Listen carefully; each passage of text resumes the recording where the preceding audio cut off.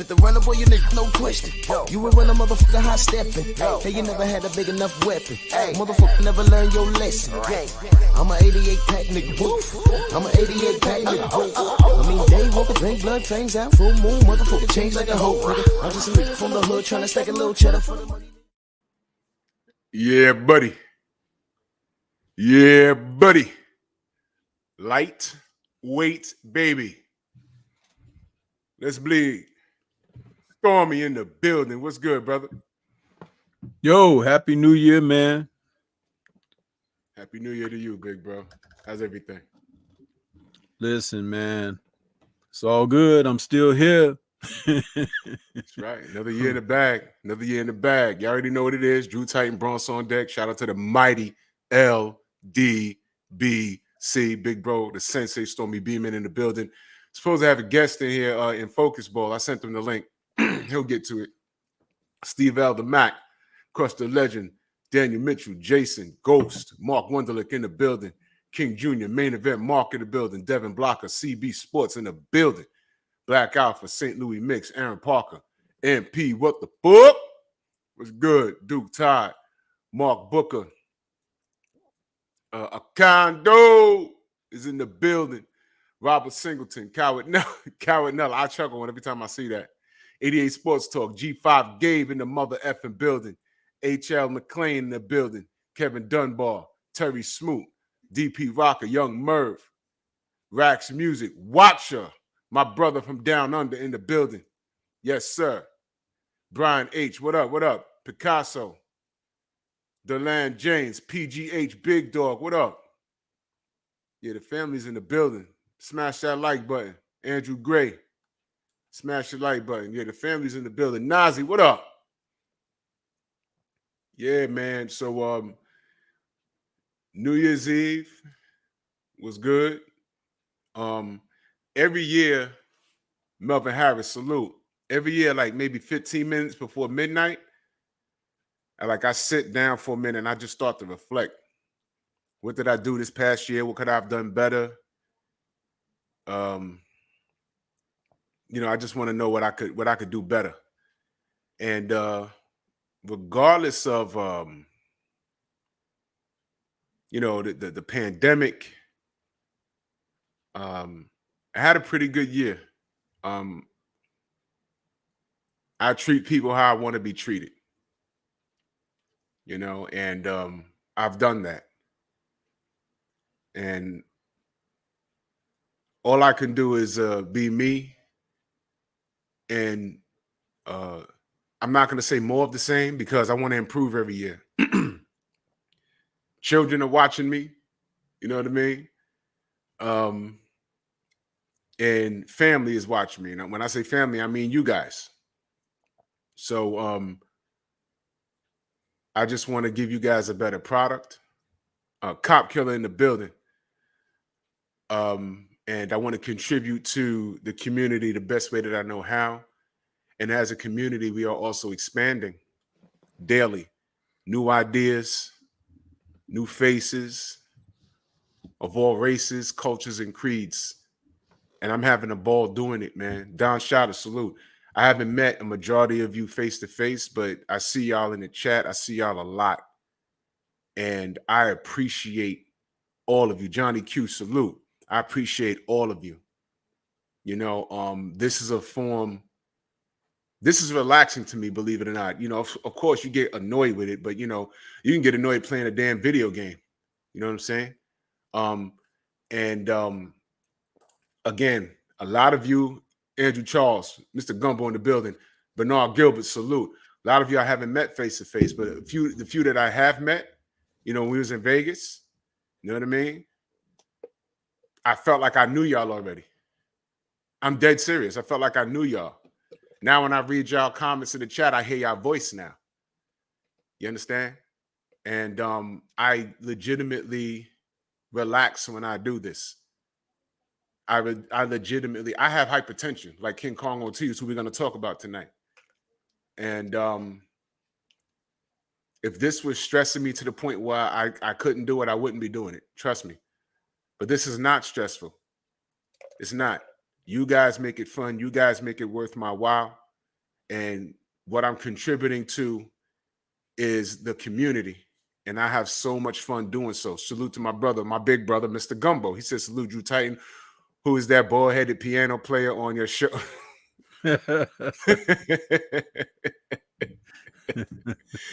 Mr. Gumbo, man, always shooting firing shots, man. That's why we love him.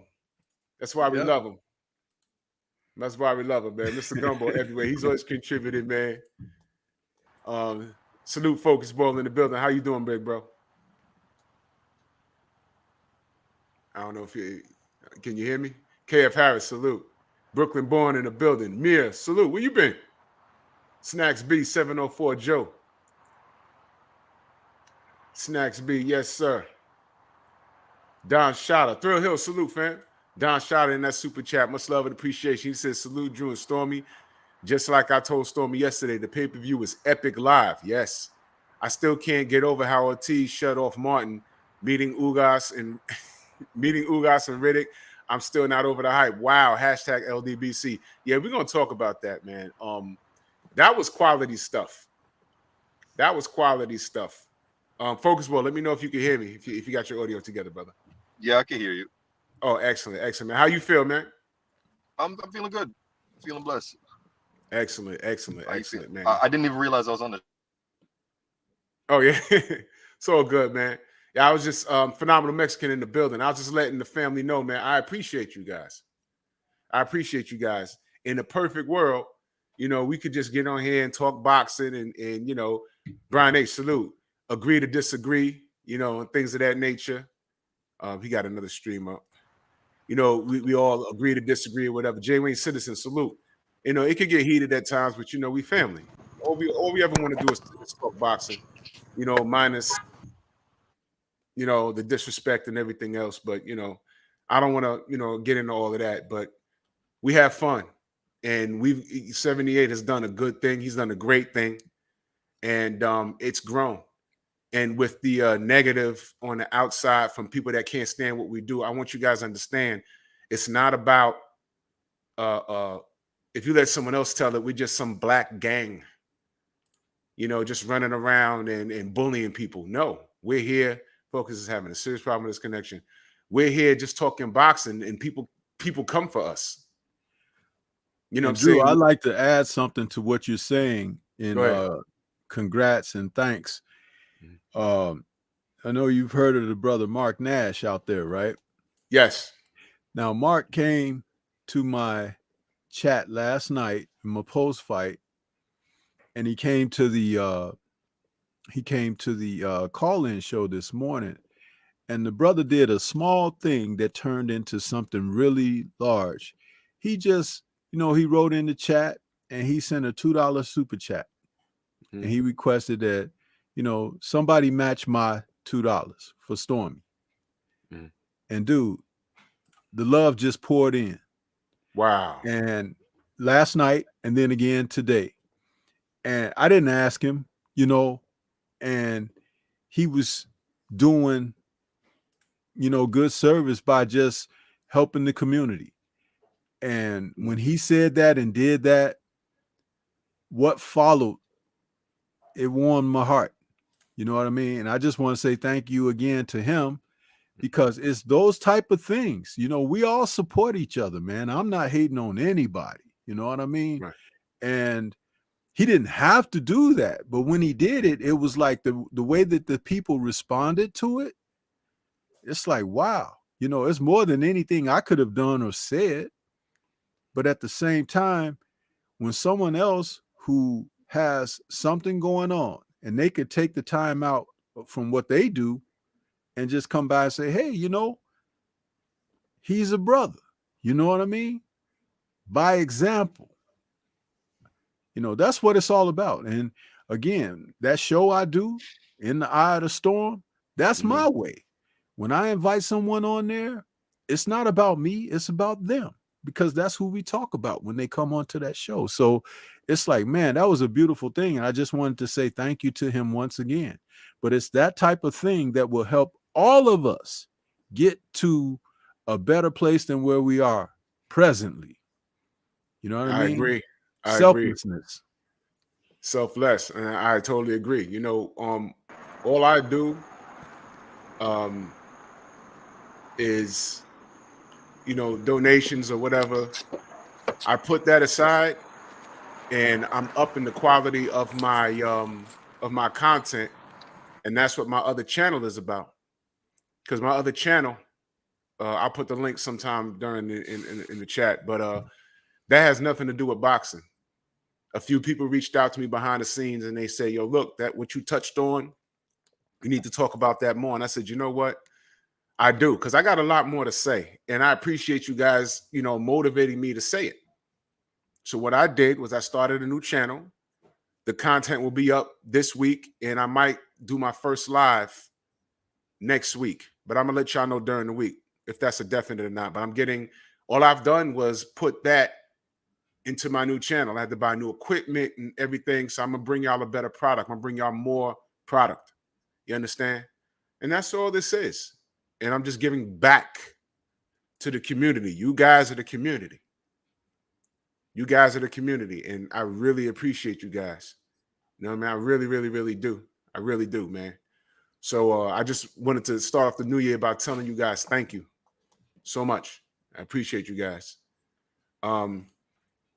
Salute, Aaron. I did not see that. You're gonna have to bring me up to speed about what was said. But let's talk about some boxing. Let's talk about some boxing. Let's see. First of all, that was I was truly satisfied with that purchase. I was truly, truly, truly satisfied with that purchase. I was entertained with the whole thing. I mean, I don't know where to begin. You know, let's begin. Mr. Mechanical, salute. Let's begin from bottom to the top. Omega Red, salute. Man, I'm gonna jump around. Let's go to Faust versus Kilades. Am I saying his name right? It was like 100 knockdowns in the first round. That was the bootleg version of Foreman versus Live, Stormy. Talk about that fight.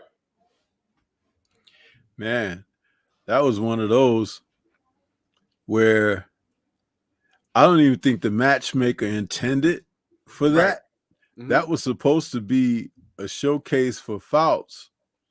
And it turned out that they brought a sleeper into the fight. And that guy Ioga, man, that guy there. And what was interesting was it wasn't until somebody got shook that the fight began. You know, it was like, right. How dare you hit me on national TV? That was crazy.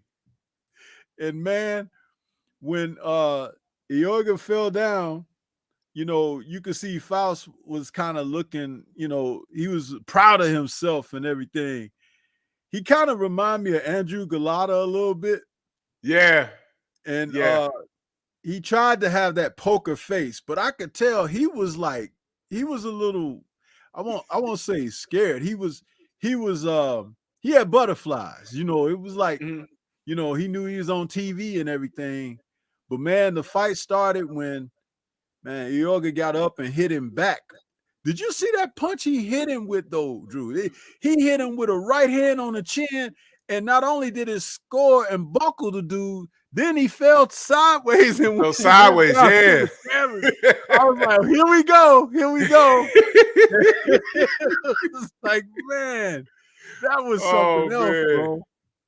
That was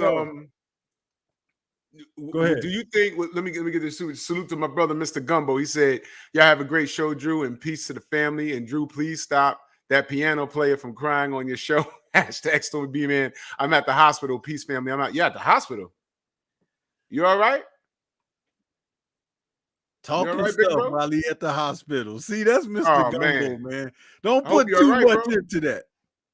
If you show some vulnerability, he gonna come back and be talking about your baseball cap or something. I mean, you know, gotta watch that Mr. Gumbo, man. Gotta watch out. Salute, we Gumbo, hope you're doing man. good, man. Whatever's going down. Hope you're good, bro. My brother Watcher says that ref was unprofessional to the highest level. What a rat. Yeah. Absolutely. Now, I heard you on your show talking about the ref. Reiterate your thoughts on that situation. He should be taken in the back room somewhere and hung up on the highest coat rack so his feet would never touch the floor. That's what's wrong with that cat right there. Well, he wasn't that tall, so no. I said he was every bit of 4'11". You understand? And they're trying to referee some heavyweights, man. Go sit your butt down somewhere. Then had the nerve to have a little bit of an attitude. He stopped the fight unfairly, and the guy was like, "Hey, I was good," and he's like, "Hey, don't touch me," you know, like, yeah, man, don't stop the fight. What are you talking about? Hervé Veliches in there as the damn referee. You know, tattooed from Fantasy Island. The plane. So, look, yeah, hey, listen, and Drew, they put a bigger man shirt on him that he still fits miraculously, okay, but he didn't have no neck though, so the shirt was gathered up under his earlobes like this. I'm like, where they find the over his chin, bro? The brother Omega Red said the ref stopped the fight because he wasn't responding to his commands. Thought y'all knew boxing. I mean, hey, I wanted him to go out on the shield. I mean, that's my opinion. And if you look at it, each time that what's his name, the one that lost the fight, Kalatsky, not Kalatsky, because that was Faust. That's Kalatsky. Yeah. No. The one who lost. The one who lost. Yeah, it don't matter. When they all look alike. We all look alike. He was hitting dude flush. He was busting him up, Drew. Time out. Mm-hmm. We all look alike. Faust, Khalid, whatever the hell it is. I don't care who won. We all look alike. Let that marinate. Year just started. We all look alike. Huh? We all look alike. You understand? I chuckled, but then when I let it marinate, I said, hold on. That shit ain't funny. Because we all look alike. So I don't know who won. Faust, Khalid's, Chaldees. I don't know. Don't matter. Great fight, though. But go ahead, Stormy. I'm sorry. No, I was just saying that when he was starting to unload on Faust, it was like he was busting him up. His nose looked like it was broken. It was really running with blood. He had some kind of abrasion on his face from a couple of the shots that he landed. So he evidently had some lead in those fists. You know what I'm saying? And dude, that fight needed to go to completion. Somebody needed to be flat on the canvas and done. And the referee interfered with that. You know, he really did. First of all, he didn't gauge. He was refereeing heavyweights. There are knockdowns and people get knocked sideways and concussed in heavyweight matches. But you have to let those heavyweights go till the guy can't go no more. And he wasn't unable to defend himself. He was just rocked, which happens in the damn heavyweight fight. Yeah. The damn sure do. Salute to my brother Ghost. He says, Drew, we have had enough deaths in the ring. He a warrior. He will keep coming forward. The ref is there to protect the fighters because then when situations like Patrick Day happen, I'm the first one to blame them. Well, there's two sides to that. We have had deaths in the ring, but this is a dangerous sport. When you sign up to lace them up, anytime you get into the ring, you could die. And go in there understanding that. Now, I hear what you're saying.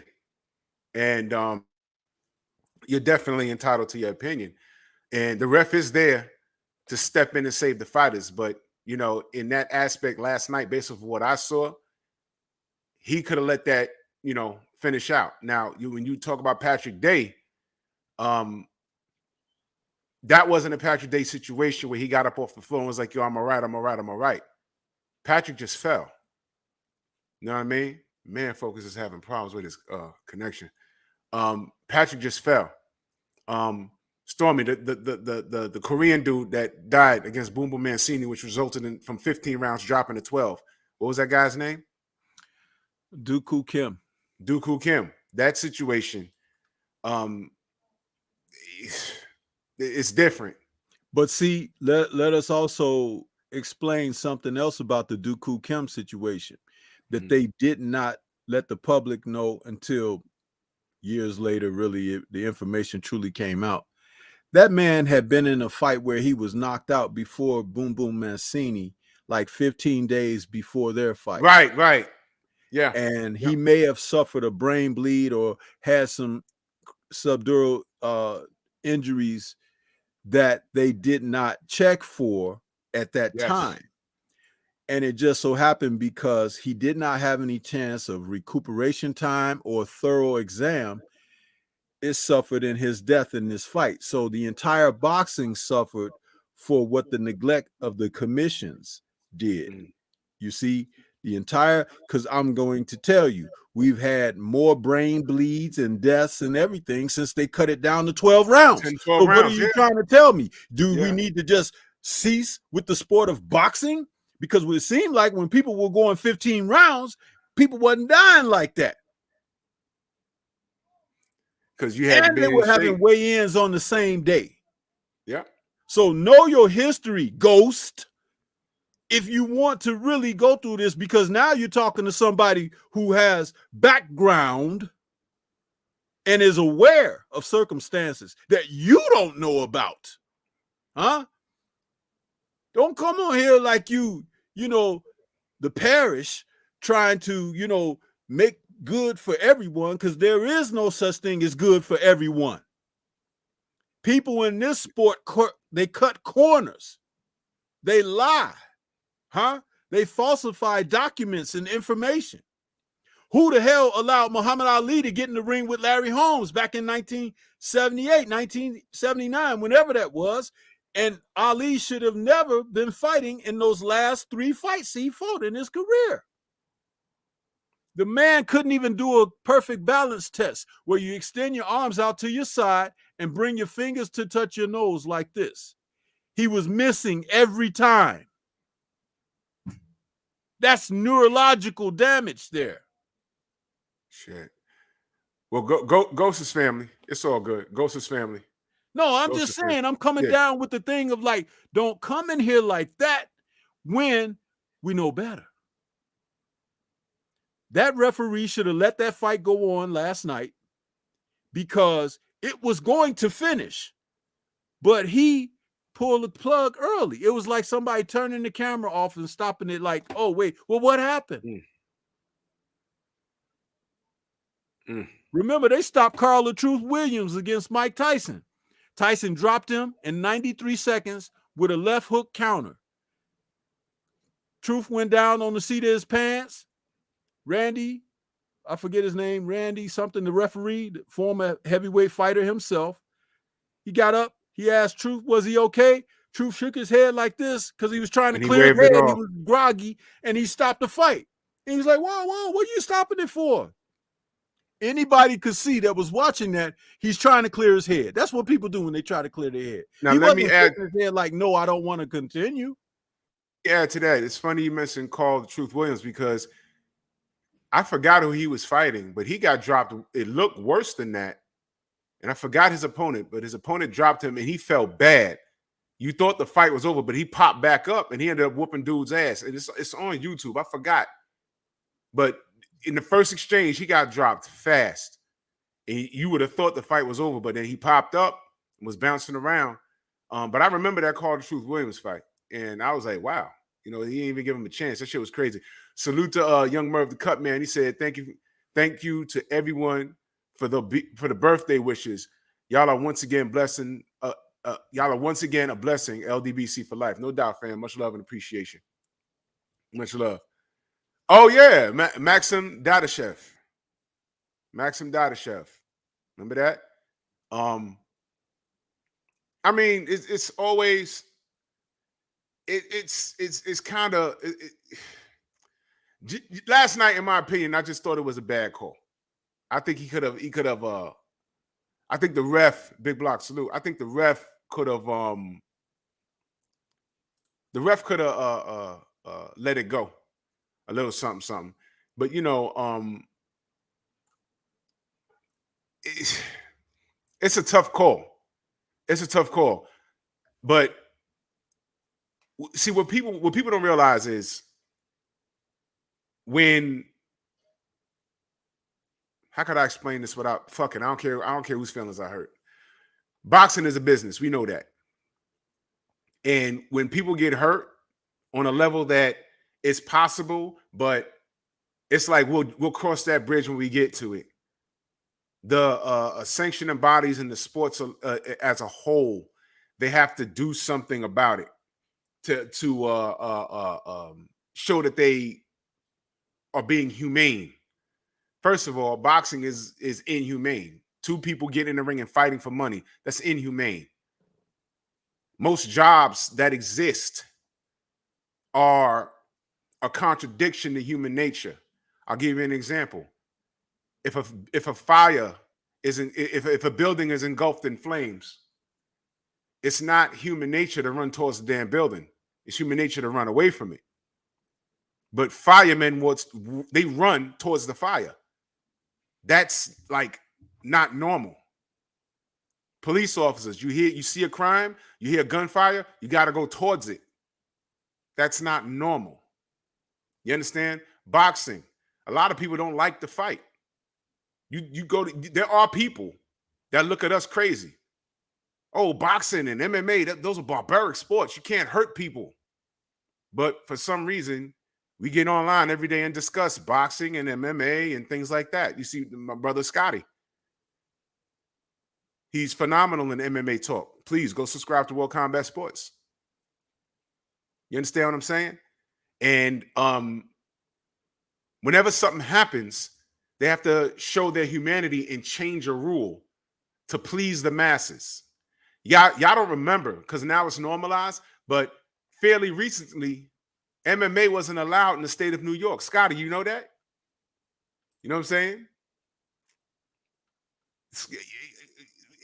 MMA is fairly new in the state of New York. They had to fight to get a license. It's fairly new. It was like a couple of years ago that they said it was okay for MMA. You understand what I'm saying? So, you know, what happened to Kim? He fought Ray Mancini. He died, and people went into an uproar.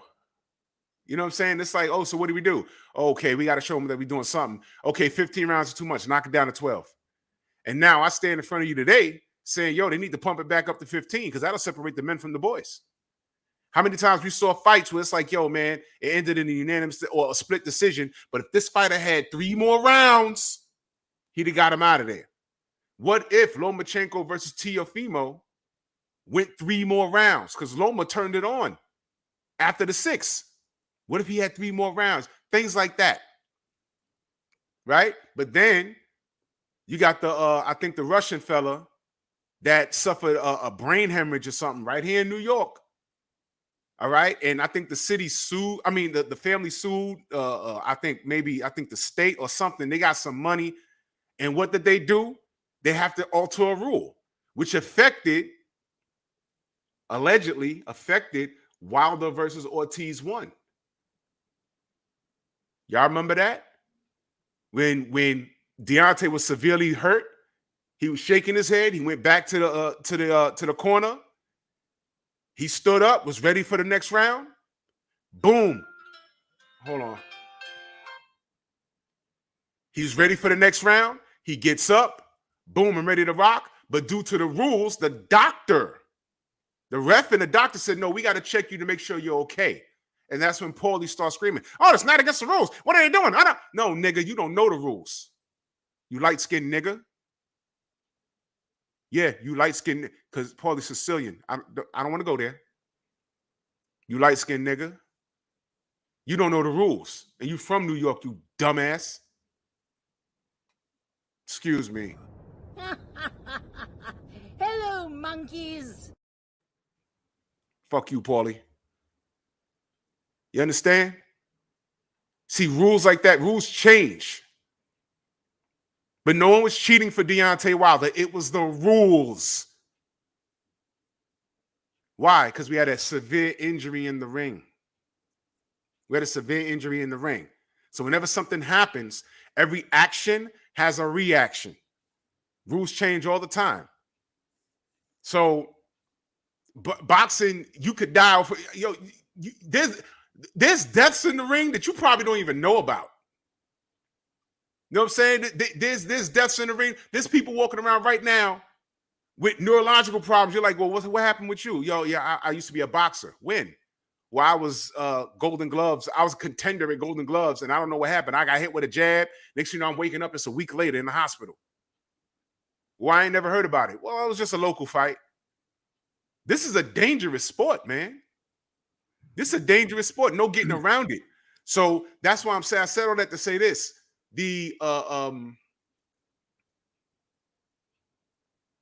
how you view how the fight was refereed, that's entirely based on your opinion. The way I saw it, I think the ref, in my opinion, only in my opinion, should have let it go a little something.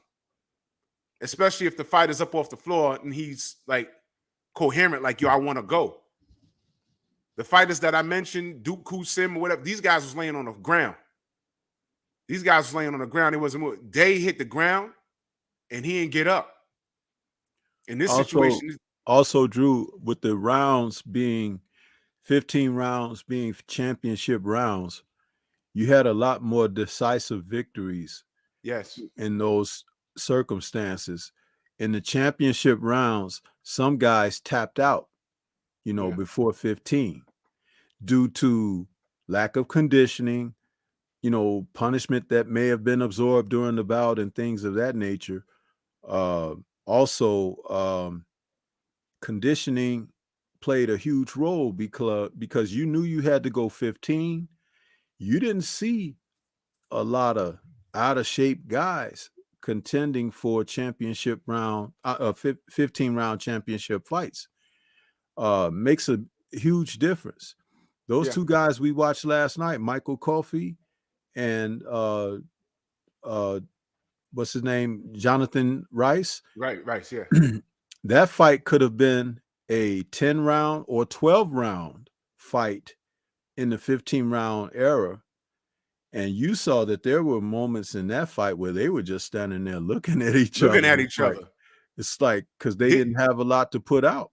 Didn't Rice come in? They said almost 14 pounds heavier than his last fight. Yeah. Yeah. So these championship rounds, those 15 rounders, I always will stand by that. That separates the men from the boys. Yo, salute to my brother Aaron Brooks, man. How you, fam? He said, I think some refs are more concerned with CYA for the public eye as opposed to acknowledging this is as a combat sport that imposes violence and things can happen. That's true. There's an element of truth to that also. I mean, last night, was he concerned about that? Tay, I see you, sis. I don't know. I just do know that he did a bad job, in my opinion.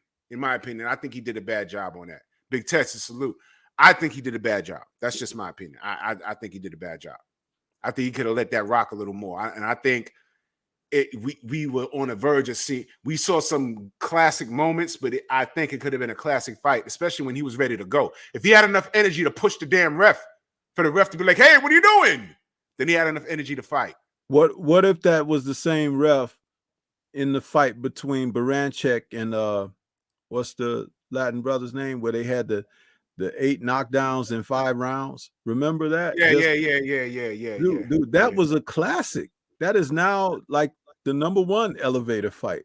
And if we had that ref, he's pulling the trigger just because somebody went down a couple of times. Hell, last night, Luis King Kong Ortiz went down a couple of times.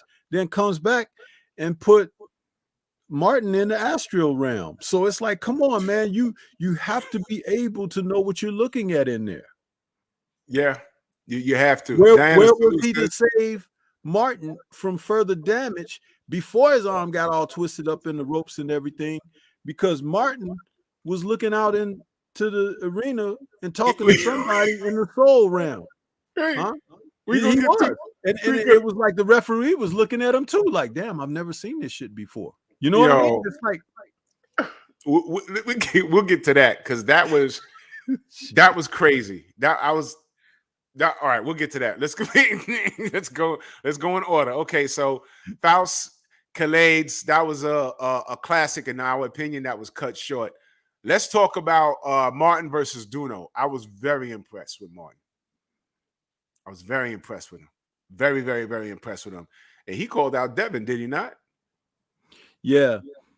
The one thing I was concerned, he kind of cleaned it up as the fight went on. He came out, his legs were spread so far apart. I'm like, dude, you have to decide, are you going forward or are you moving around? Because he was damn near doing a Van Damme split in there, you know? And it's like you can't be effective either offensively or defensively with your feet so far spread apart. And I'll tell you something. There's a Charlo that does that too. Uh-oh. And if you get in there with someone who is really efficient, like a King Kong Ortiz, they can take advantage of that. Yeah. There's a reason that your feet shouldn't be further than shoulder width. Shoulder width, yep. But you should know how to move in that aspect. See, a lot of guys, when they're doing floor exercises and everything in the gym, they're spreading their feet like that and they're not being corrected on it. That's just like, do you know when you're working the bag, the heavy bag? Right. You're not supposed to just be working it from one side. From one side. You're supposed to go around that bag counterclockwise as well as clockwise.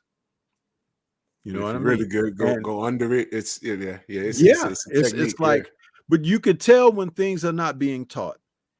I could do a 2-hour show on what's being revealed just by studying, and it's like people will be mad, but you don't get mad at me for telling you what the truth is. You get mad that you're being cheated out of being taught proper. It's one thing when you have no idea.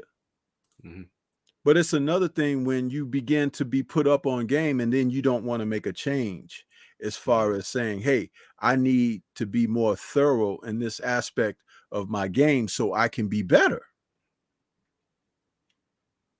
Yeah, I agree. I agree with that. There's I work out at a couple of gyms. The gym where I have the weight training at, they have a heavy bag there, but it's useless. It's nothing more but for cardio because it's in front of you and it's chained up to a universal like calisthenic adult jungle gym. You can't go around the back. So I see people hitting it and it's like, oh, okay, but you can't really get the full effect of what the heavy bag is for because you can't get behind it. You can't go around. You can't even hit it too hard before it hits something else. You know but see, what I mean? that's what the trainers in the gym are supposed to tell people. This is just here for like cardio purposes or something like that. Right. If you're a real fighter or you're a real MMA person and this is not the bag to do your workout on. That's right. That's completely true. But Martin looked well. That was a hell of a knockdown. That was I kind of like, look, some of this shit is funny. Like when these knockdowns, some of it's funny. And he knocked out Duno. Is that his name, Duno? And he got up and was like, I don't know. His hair was all like lean and shit. I was like, oh no. That was crazy. But he looked good. I forgot what round it ended in, but he looked good. He called out Devin Haney.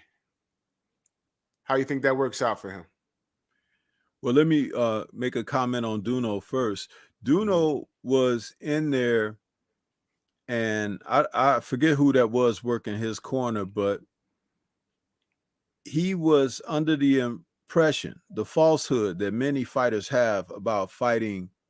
I'm just gonna say it, fighting black fighters, right? It's like he thought that Martin was moving out of the way, moving away, running away from him. No, what Martin began to do was begin to allow him to come forward so he could run him into shots. That was an adjustment that was made. He could hit him cleanly, and more clear when he allowed the guy to come to him. Because remember, early on, he was going to him with his legs spread real far apart.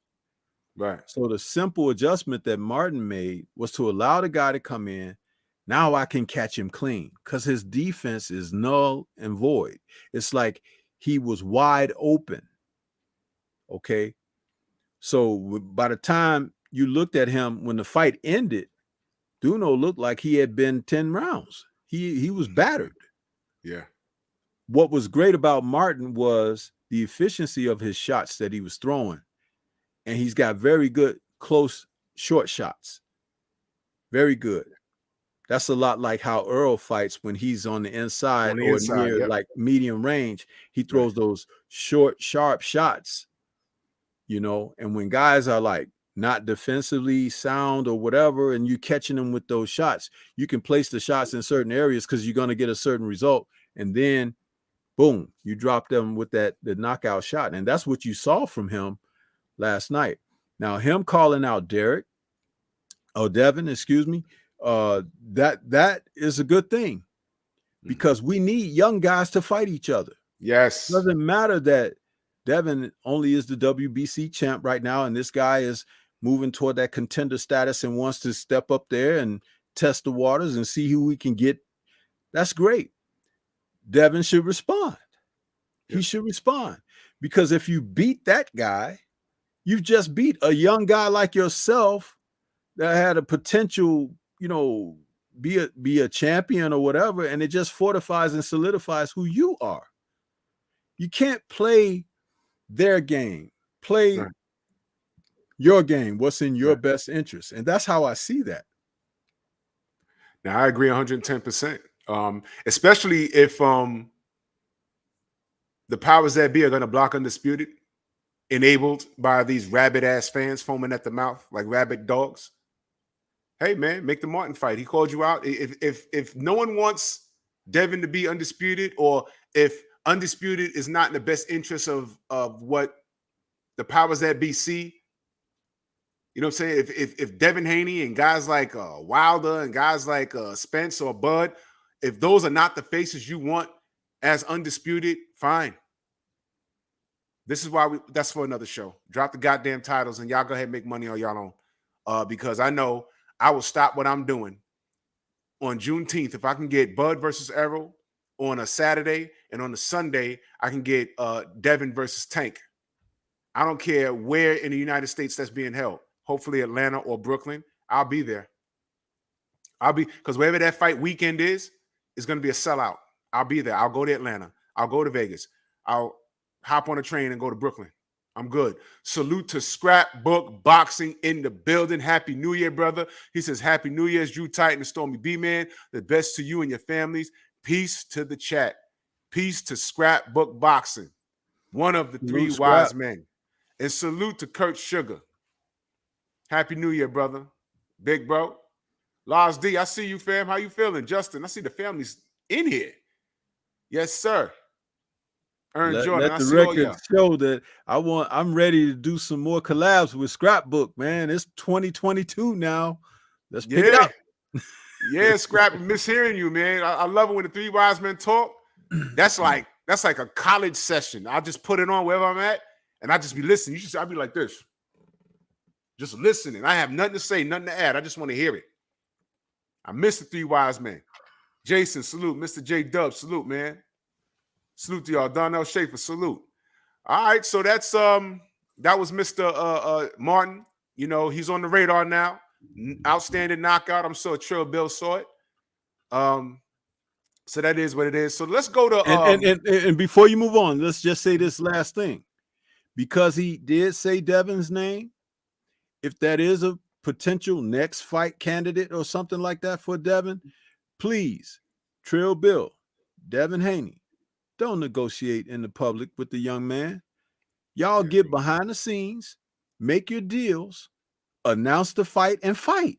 Don't put this out here and allow these people to taint, because that's what they will do. We're in that era now that these folks will make false information videos and everything because they like this guy or that guy. And, you know, we don't want that, man. We just want you guys to be able to go talk your deals up between whoever it's going to be, and then come on back and give us the fights, man. That's right.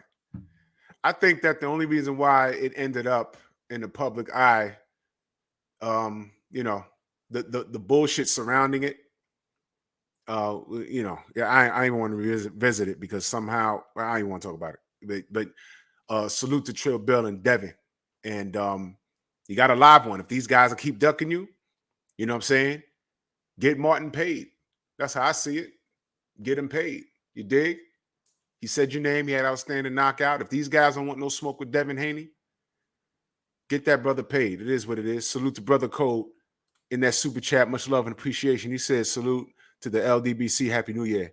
Same to you, fam. Much love and appreciation, man. Because Drew, at the end of the day, you know what's going to happen? Kambosos is going to go a different direction too. That's that, and see, they do that because they know they can. And then they'll make it look like, even though you and I, we know better, they'll make it appear that it's something wrong with Devin and Bill. Yes. See, the only thing that's wrong with Devin and Bill, and I don't think it's wrong at all, but that's the perception, is they're independent and they're black. And they possess the ability to make some change in the sport. So and that's why everyone thinks choices and avenues are being taken off the table for them. Yes. And that's why whatever they say, if it comes out negative, Oak Park Boxing in the building, they will always think the worst. They'll look at the cup half empty instead of half full when it comes to the Haneys, when they make a decision, a business decision. But business decisions involving Eddie Hearn, although he's directly affiliated with Devin, they'll take Eddie Hearn's word. It'll have to come. Devin and Bill could say something. They'll be like, we don't believe it. If Eddie Hearn comes back and says, no, that's true, then they'll believe it. Bob Arum, they'll believe anything. You understand? Yeah. Bob Arum has a record in doing fugazi stuff in the sport of boxing longer than we've been alive. Legitimately. Longer than we've been alive. Okay? Drew, there's Kurt in the chat. Oh, yeah? Where you at? He right there. Kurt Sugar in the building, man. Happy New Year to my big bro, man. Happy New Year. I got the three wise men on my show, damn near. I feel great, man. I feel good, man. Damn. What's good, Kurt? Kurt in the building. Salute Oak Park. He said, I didn't listen to me hammer either, and I'm 80 miles away from the. Oh, wow. Yo, Pete. So everybody, we all understand what it is with the Haneys. All right. The point I was making with Bob Arum is that Bob Arum has a record of doing shady stuff. He's been investigated by the government. They done ran up in his shit like Watergate. Seriously. Yeah. But meanwhile, Al Heyman comes in and does some good things for boxing, and everyone hates him like he's been on the fucking planet for 100 years doing what Bob Arum was doing. Literally almost 100 years. Make it make sense. You can't. We know what it is. We know what it is. But when we point it out, y'all already know. We point it out, y'all already know. Hello, monkeys. I love that.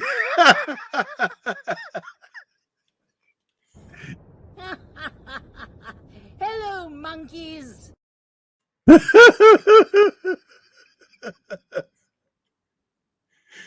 You know, good stuff. You know, I mean, in 2022, can we get on the same goddamn page? Y'all know what this is, man. Y'all know what this is. Bud fans, I don't hate Bud. I was just confused about his business moves. That's it. You heard me say all I want is for them brothers to get together and make some history. Y'all don't even have to sell this fight. Build it. Y'all should be hoping that Errol beats Ugas. And this isn't a shot to Ugas at all. I like Ugas a lot. But him beating Ugas is for the greater good. Because we want Errol versus Bud. And from what I've been told, you know what? Let me just say this. From what I'm told, Errol gets past Ugas, he's fighting Bud. Bottom line. That's what I was. All right, I'll just say that. I'll just say that. Salute to Jafar Cesar in that super chat. He says, well, you know about Freezer. Unfortunately, I know everything. If you listen to my show, I think, what was it, New Year's Eve?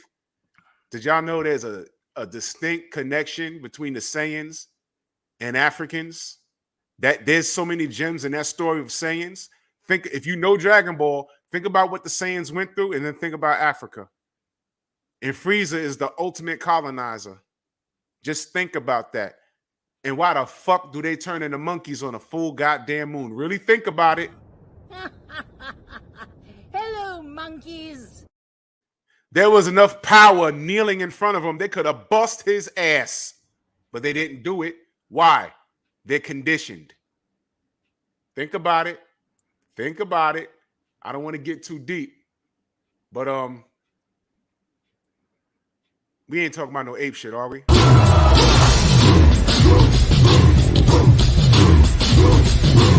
Yeah, come on!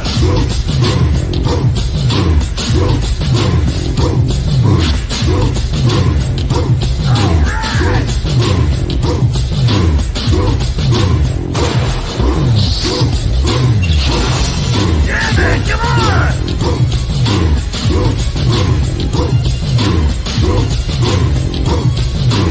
Yeah, man, come on!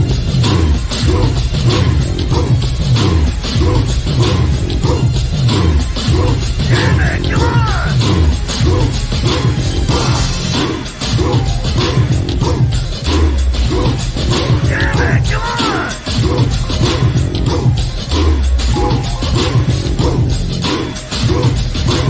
Better than that!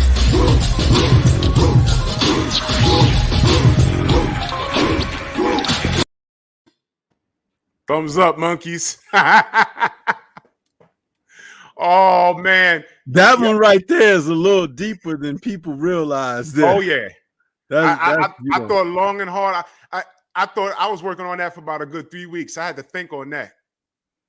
And there's a lot of shit I left out. That was supposed to be 2 minutes, but I said, let me narrow it down to a minute. Trust me, there's a lot deeper in that. There's a lot. I put a lot into that, and it's deeper than most will think. Yeah. And you monkeys, I'm on your bumper this whole year. I'm on your bumper this whole year. I ain't got to say no names or nothing. But when I see behavior, yeah, just peep. Just peep. Because you guys are worse than the people that are jumping on us just for supporting black fighters. You guys are the fucking problem. Y'all remember that scene in Juice when Bishop was slowly starting to have his nervous breakdown? He's looking out the window. They had Stillhouse. And they said, yo, man, what's your problem? He turned around. He said, you're my fucking problem. And he was just sick of it. I'm sick of it. But I haven't lost my mind. We got to put it on Front Street. We got to put it on Front Street. This is organized confusion. You remember when Bishop gave them that little speech about we run from the cops? Run for the cops? You know, it's like he ran that down. He was like, man, I'm ready to I'm tired of running. I want to fight you if you ain't down with what I'm talking about. You know what I'm saying? Word. And you know, he went a little crazy, but you knew why he lost it. But we're not losing it. We're just approaching it different. We're approaching it different by recognizing what it is. There's no reason why we're on here protecting the integrity of black fighters, black businessmen, and just black people in general, and somehow that offends you. First of all, if you're offended, you shouldn't be here. On YouTube, This thing gets deep. They have full-blown clan rallies on YouTube. Take your ass over there. Yeah, it might be one going on right now. Right now. I am not the athlete. Champ Side did his pound for pound list, and I've never seen the boxing community everywhere go crazy over it. Some insecure little dick having niggas put up a whole video that said Champ Side's a monkey. Had nothing to do with boxing. It had everything to do with his list. That's how you know you hurt somebody's feelings. Champ Side is a class act. I've met the brother. I learned from that brother. I don't know how old he is. I'm going to assume he's younger than me. But that brother is special. Salute to Champ Side. Press 1 in the chat for Champ Side. Salute to him. If that brother's significantly younger than me, he's ahead of his time. That brother's sharp. This is what I'm talking about. Protecting the integrity. I'm not going to, what I'm supposed to fucking sit back and let you degrade my people? Listen, I hold my people's feet to the flames when need be. I told Big Baby Miller to his face, I said, bro, come on now. This was after the AJ. Matter of fact, I was at the Devin Haney fight. I was with Boxing and Barbecue. Blue Blood was in attendance. Matter of fact, let me pull up the picture. No bullshit. This night, right after Boxing and Barbecue took that picture, I said, bro. And he said, I know. I said, come on, bro. From New York, I was rooting for you. You blew a big payday. And I really think you could have whooped his ass. You saw what Andy did? That was supposed to be you. Said, I know, but he said, I'm going to get all right. I'm going to be back. I said, yeah, I have faith in you. I told him straight to his face. That's accountability. Some of you motherfuckers would get in front of Canelo Alvarez and just would want a picture and smile. Some of you monkeys, same thing. I'm not cut from that cloth. If I see anybody that I have a problem with what they've written, something that they said, I'm going to approach them and talk to them. In Vegas, I saw Dan Rafael. And believe it or not, he got some speed on him. Because I'll be damned, he saw me coming. Because I didn't know what I was going to say to him, but I knew by the time I got in front of him, I was going to say it. And I wasn't going to attack him and, oh, you motherfucker, you fat. No. I'm like, I got questions. And I knew as soon as I got in front of him, I'd have been like, damn, what are your thoughts on whatever? But you know what was happening when I was walking towards him? He was walking with a group of people and somebody was like walking in front of me. He was walking in front of me. And I know, I said, oh, this got to be like security or something. And I looked at that dude. I said, man, I don't want to fling this little guy into the food court. So I just let it go. There was a bunch of people there that I could have said shit to. But like, I don't want to say nothing. I saw Mike Cappinger there. I don't want to talk to him. He was having a bad week as it is. Not that I care, but Bob Ehrman had just cursed him out, what, like 2 days prior? I had nothing to say to him. And he's a weirdo, by the way. I'm not going to get into that, but he's a weirdo. You understand? So, look, just because we're pro-black don't mean we're anti-everything else. That's them with that. We're in our own atmosphere over here. And they're coming in here trying to breathe up our air. Now, I clown around a lot. I joke around a lot. I want Bud to win in life. I want Devin Haney to win. They're winning in life, by the way. Bud is a millionaire. Devin Haney's a millionaire. We're just talking about them. But I want to see I'll say this about Bud. Mm-hmm. He's built properties. He's opened up businesses. Thank you. He put some family, friends, and neighbors to work. That's right. And That's he ain't running around here iced out and everything. He's put that money in an invested position where it will make money. People need to wisen up. Bud got quiet money. Bud got quiet. And let me be clear, nobody's perfect. No. Nobody's perfect. All right. Bud got quiet money, but here's what I'm saying. When I discuss things like that, it's never get it fucked up, family. It's always about boxing. It's always about boxing.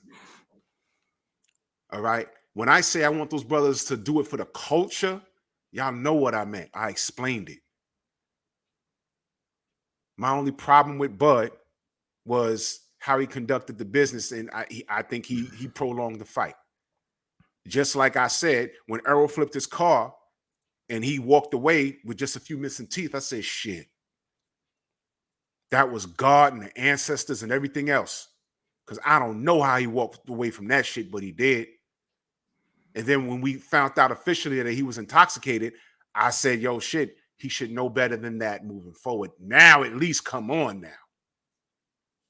So it's called accountability. That's what we do over here. But no, a motherfucker like Canelo could pop dirty.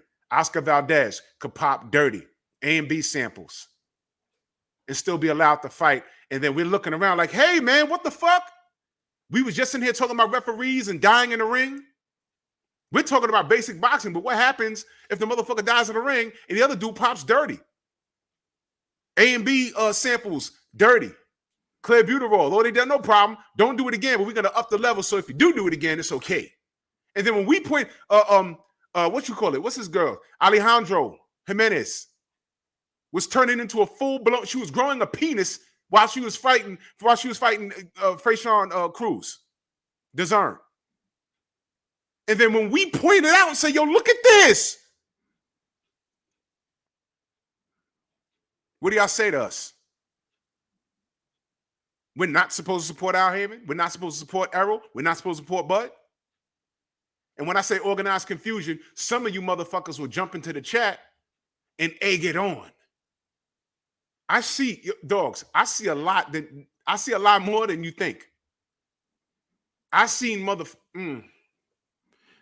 I've seen cats in other people's chats that I know I blocked over here like 2 years ago. I'm like, what's he doing here? Oh, wow, this person is talking about a fighter. You know, the enemy of my enemy is my friend. And now that he's talking about a fighter that he don't like, he pops up. What the fuck is he doing here? Egging on situations. Get out of here, man. Stay out of this. When we say stay out of black business, this is what we're talking about. Stay out of my business, man. Stay out of our business. Stay out. Because I don't come over there fucking with you. Why? I don't go anywhere where I'm not wanted. You're looking at a person who I'm a former Canelo supporter. Strong. Aaron Brooks could tell you. Thomas Dilmuth can tell you. There go Thomas right there. Xavier Martinez could tell you. We was all in the same boxing group on Facebook fighting for Canelo. And then he dropped the belt. How do we defend that? Then he pops dirty. I left Facebook. Y'all don't know what trolling is. How could I defend it? You can't. You can't. You cannot do it. But I see y'all, man. I see everything. Trust me. I listen to everything. You might not see me in the chat, but I hear and I see what's going on. I know the difference between friend and foe. And then 2022, I'll holler at you behind the scenes one good time. Moving forward, you're going to do what you're going to do. It's going to be what it's going to be. I can't say everything. I can't even say hello to certain people without a chat attacking me. And here's what I'm going to say. Here's what I'm going to say to you.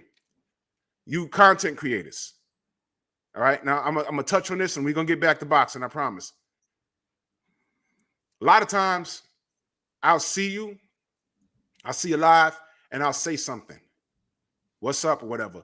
There's been times where I've said something on your chat and I've gotten attacked. Nobody in here today, but I've gotten attacked. All right. If I'm getting attacked, you gotta let me know what your value is. If you can't protect me when my back is turned, what good are you? What good are you? If you can't protect me when my back is turned, what good are you? We're not cool. Because I'll give you an example. If Phenomenal Mexican is in here, right? And he jumps on the panel and he's talking and some person starts attacking him, no, get out my chat with that. I had my brother Vasily on here way back when I first started doing lives.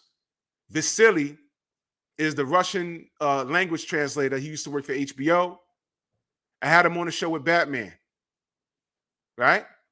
Somebody jumped in my chat and said, who's this cracker? You know who that cracker is? That's my friend. He's my friend. I break bread with him. He lives in the Bronx. He's well connected. So what do you think I did with that person in the chat? I didn't say anything. I took his wrench and I blocked him. I took his wrench. I'll say it again. I took his wrench and I blocked him. Vasily's my friend. That's how I do. That's how I do. If you can't protect me when my back's turned, what fucking good are you? Get away from me. You can go ahead and do what you want, but get away from me. All these both sides of the fence and these people running back and forth, all this other, I'm not doing that this year. This year, I'm not doing that. If y'all got beef, connect via email, phone number, call each other. And it might be a situation where y'all can't talk no more. But what I'm not having no fighting in my goddamn chat. Because you gotta wait 6 weeks to get in here. All right? I'm not having no fighting in my chat. And if it's something that y'all need to resolve, y'all need to get with each other and talk over the damn phone. And if y'all are not going to speak anymore, then y'all settle that over the phone and y'all can coexist with wrenches in my chat. That's fine. Don't do that shit in my chat, though. We're talking boxing and having a good time here. We need to behave accordingly. Because what we do here is a direct reflection of who we are. We're not unorganized. That's why they hate us. We're very organized. We move as a cohesive unit. We are family of all races, cultures, and creeds. They call us, oh, you're the alphabet channels. Yeah, okay. Hey, Call us Drew, what I you ran want. into that once last year myself. Mm-hmm. I was on another brother's channel, Mm-hmm. and some people in the chat started attacking me because they didn't know me. They didn't know who I was. Mm-hmm. And that brother didn't say nothing on my behalf. Not cool. And no, it's not. And that's the thing. See, and I felt like, okay, you want to perpetuate drama because you think that'll draw you more views or something. It's like, dude, you have no idea the significance of this microphone here, this camera here. You seeing short-sightedness, and you're feeding into the very thing that will keep you right there where you are.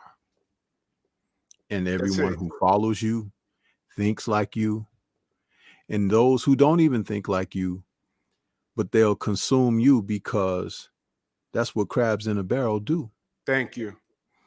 You cannot be a guest on my platform and someone that's in my chat, a supporter, a wrench, get on there and start dissing you and talking back because you're my guest. It's obvious I'm not going to bring someone on my platform to be disrespected. So why would I allow that in my house? It's just like me letting you in my door. You see, I'm not bringing garbage in off the street. Right. I put garbage out. That's right. You see, and there are not enough people that understand those principalities, but that's okay. Everybody ain't gonna make it. I've said this, I don't know how many times. That's right. But I can be the example to show the right way because, again, you have a lot of power when you do what we do. But is that power, self-serving? Or is it being used as a connective rod to take places further and beyond where you actually are? You see? That's right. People don't understand that, man. I've don't. never seen in your chat, people warring and being disrespectful and everything. Only those who were there to try to cause that kind of thing. And of course, they get booted right away when they reveal themselves. That's right. But, you know, as a community of people, and, That's you right. know, I won't say beyond this, I've had to make some changes.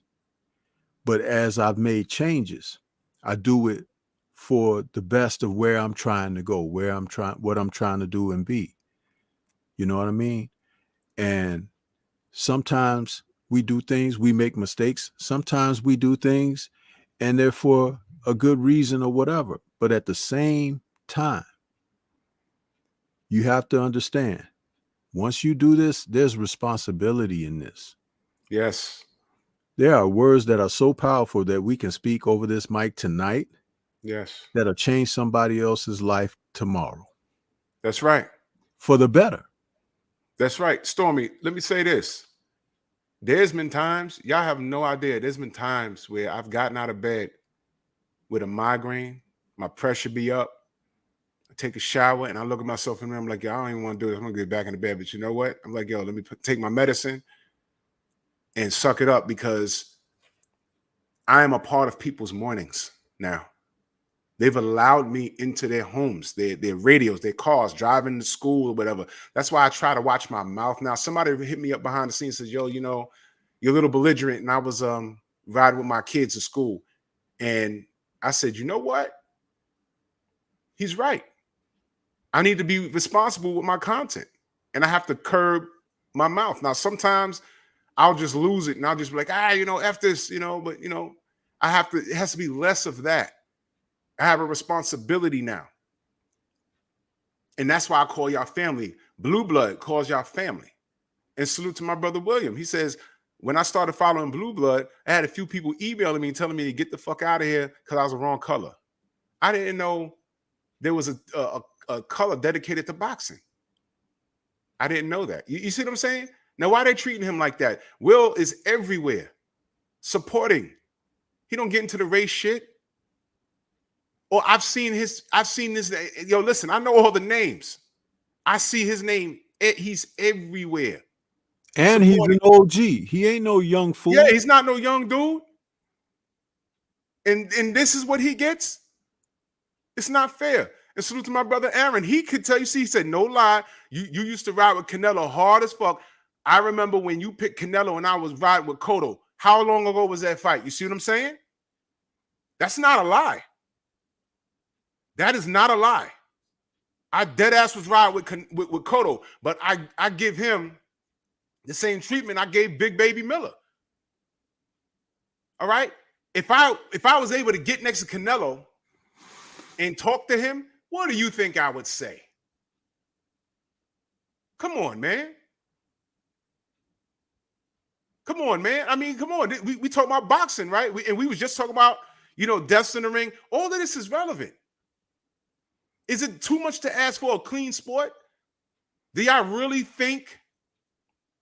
Look, we back Deontay Wilder. I back him. A large portion of it is because we share the ethnicity. We share the same ethnicity. Fine. But what was the real problem behind that situation? Fury cheated. We saw it.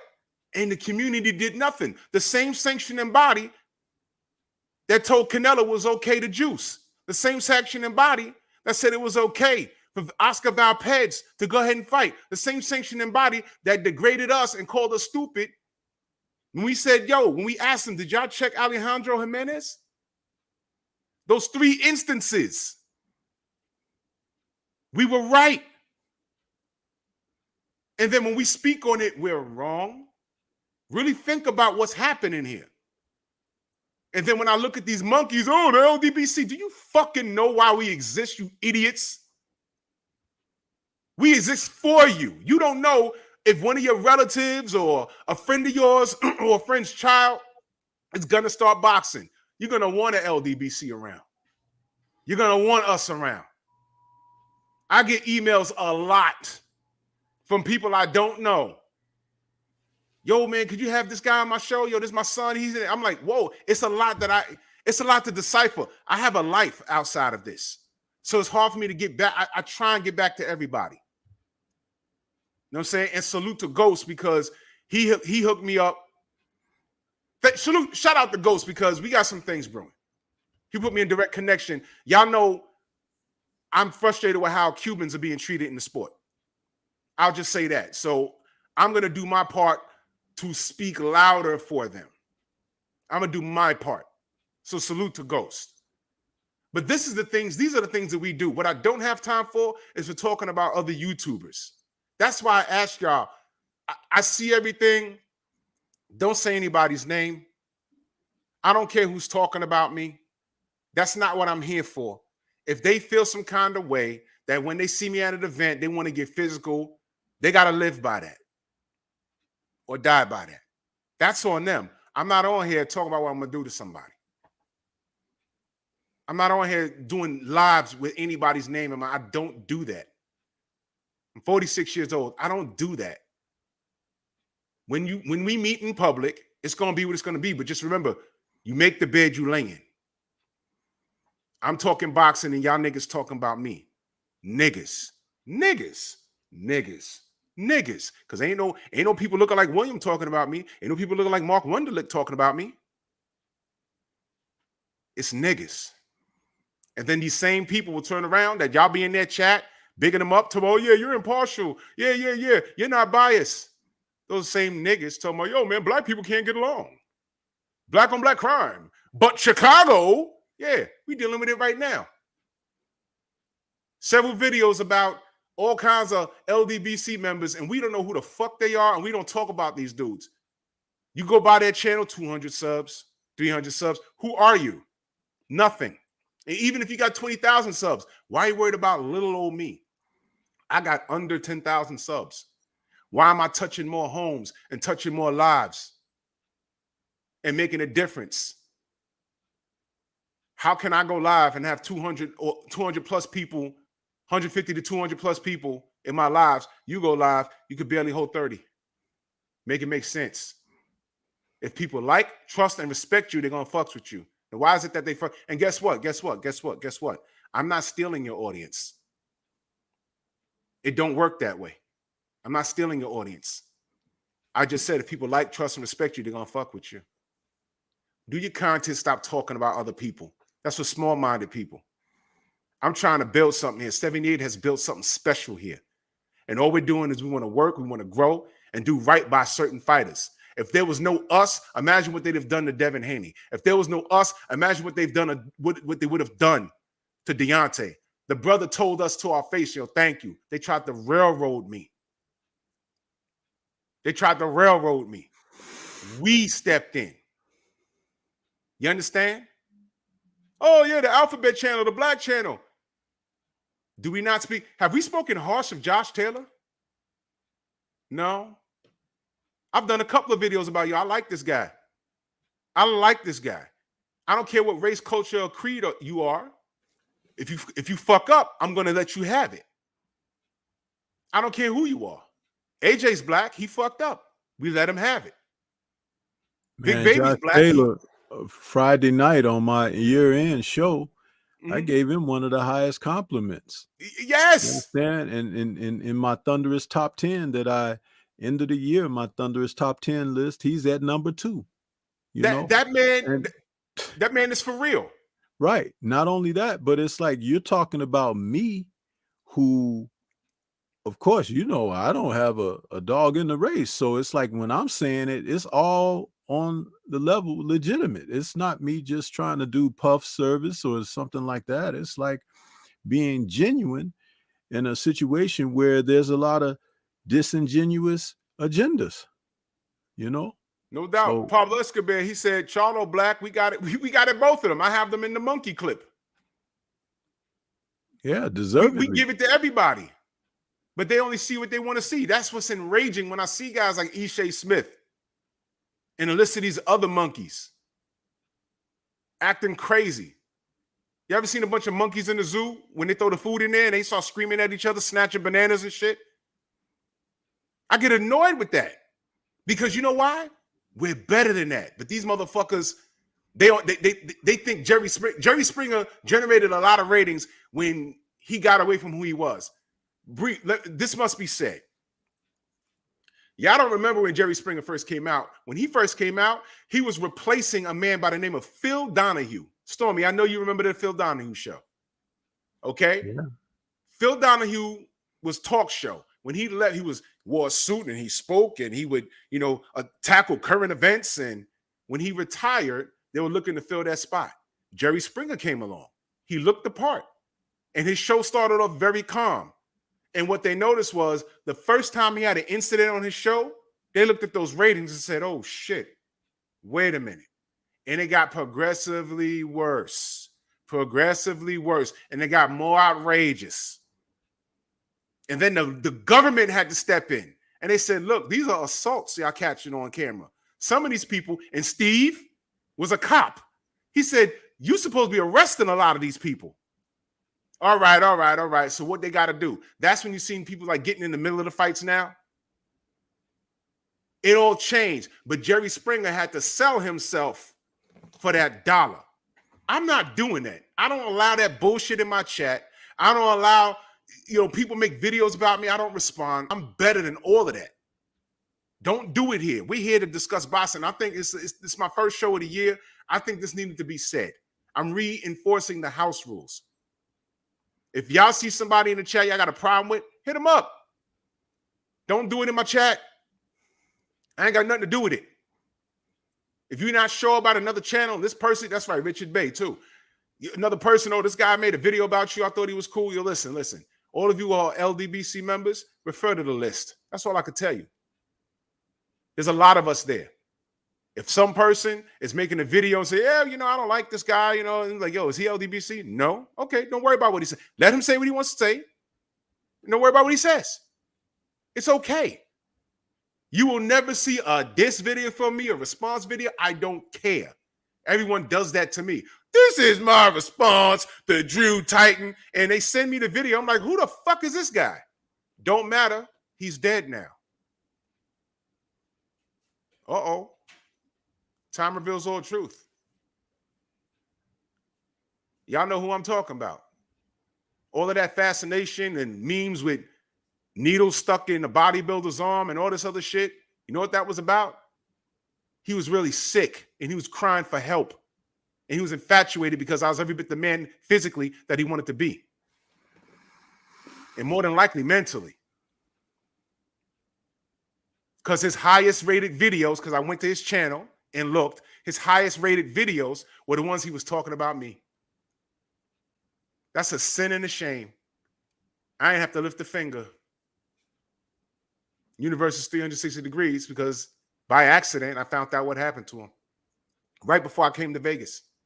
I said, whoa, that's bad. What? Oh, man.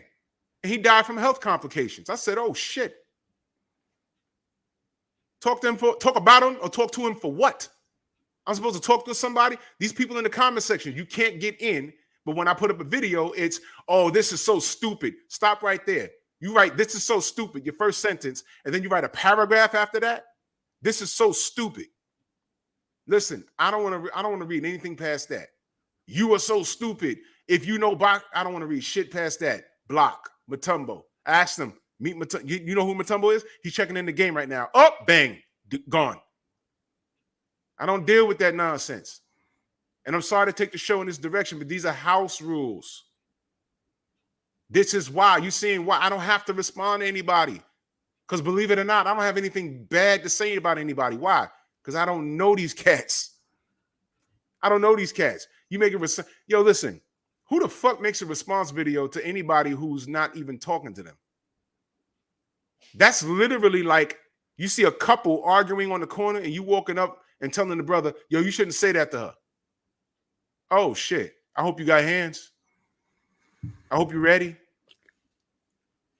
You understand what I'm talking about? So this must be reiterated. That's right, Diana. Mental health. And a lot of these dudes talking about us, you don't know what we know. I'm telling you, whether it's dudes that we used to deal with or not, or whatever, some of these niggas are on medication. I know this for a fact. And how do we handle it? We handle it by not handling it. We don't say anything. Time reveals all truth. For those of you that's been around that long, y'all know what I'm talking about. You don't have to say a word. Wish him the best, seriously. Wish him the best and move on. I'm not here for gossip.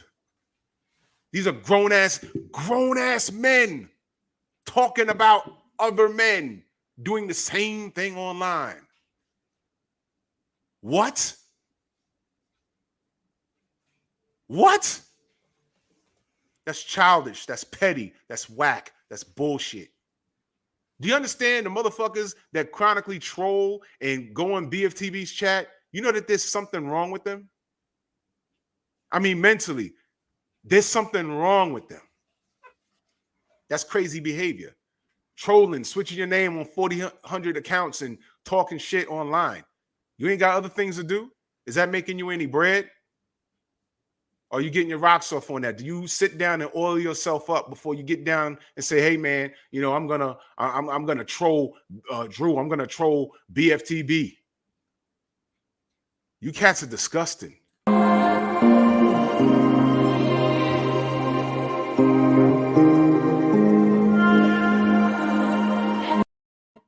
Weirdos. All of you are weirdos. Trolls are weirdos. And trust me, 2022, it's a new day. You see that LLC? Hey, man. Deal with the consequences that come with that. Because if I can articulate how you fucked with my money, you're going to have to pay the man. This has become a business. I didn't come in here to make bread, but I also was very clear. I said, if I start making bread, I ain't going to duck it. I'm making some bread. And when you troll and clone accounts and do things, what you're doing is you're fucking with my growth. You're fucking with my name. That's costing me money. Okay? Then I got to get you. And I got you. I got two of y'all already. So I'm crossing the T's and dotting the I's, going through the legal part of it, which is why I haven't said no one's legal name online yet. But when you get served, it's going to be a party. Documentation beats conversation. I got every screenshot. I got everything I need. And you're going to look real dumb when you have to explain why you was doing what you was doing. But by then, the apology is not going to be accepted. Fuck you, pay me. You understand? So now let's get back to boxing. House rules.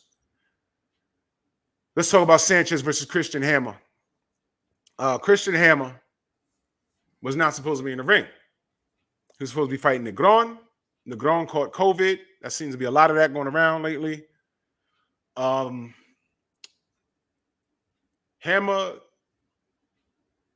it's hard to say he looked good because he's built like a refrigerator. His ring knowledge prevented him from getting knocked out bad. But Sanchez, I wanted to see Sanchez get him out of there. He was loading up too much on that one right hand, and it just wasn't landing. He wasn't setting it up. My boy told me, he said, yo, it looked like he was trying to get rounds in, but I said no. I don't think he's trying to get rounds in. I think Sanchez, I could be wrong. I'm not sure Sanchez knew how to get him out of there. You understand what I'm saying? I'm not sure he knew how to get him out of there. What I saw was him loading up, and Sanchez is a counterpuncher. A lot like Ortiz. You fuck around with Ortiz, he'll catch you coming in. Sanchez tried to catch him coming in, and it didn't really, Hammer wasn't doing enough to come in to catch him. So the fight went in the direction that it went. If I'm a rate him, I'll give him a B- on that because he was clearly dominant the whole fight. But I would like to have seen him put together a educated offense to get Hammer out of there, especially since he came in on 3 or 4 days notice. What are your thoughts on that fight, Stormy? It was one of the first times that I had seen a guy that I was previously given some credit to totally have a curtain drawn back on him because the limited information and data I was able to see prior wasn't complete. This was a fight where Sanchez was in there with a legitimate heavyweight. Mhm. Now, not a heavyweight puncher, not a heavyweight boxer, not a heavyweight skilled guy or whatever. He was in there with a heavyweight who really posed no threat as far as being victorious against him, but he had no idea what to do with the person in front of him. Right. And as the rounds progressed, the other revealing thing for Sanchez is this: he doesn't know how to deal with someone who presses him. Right.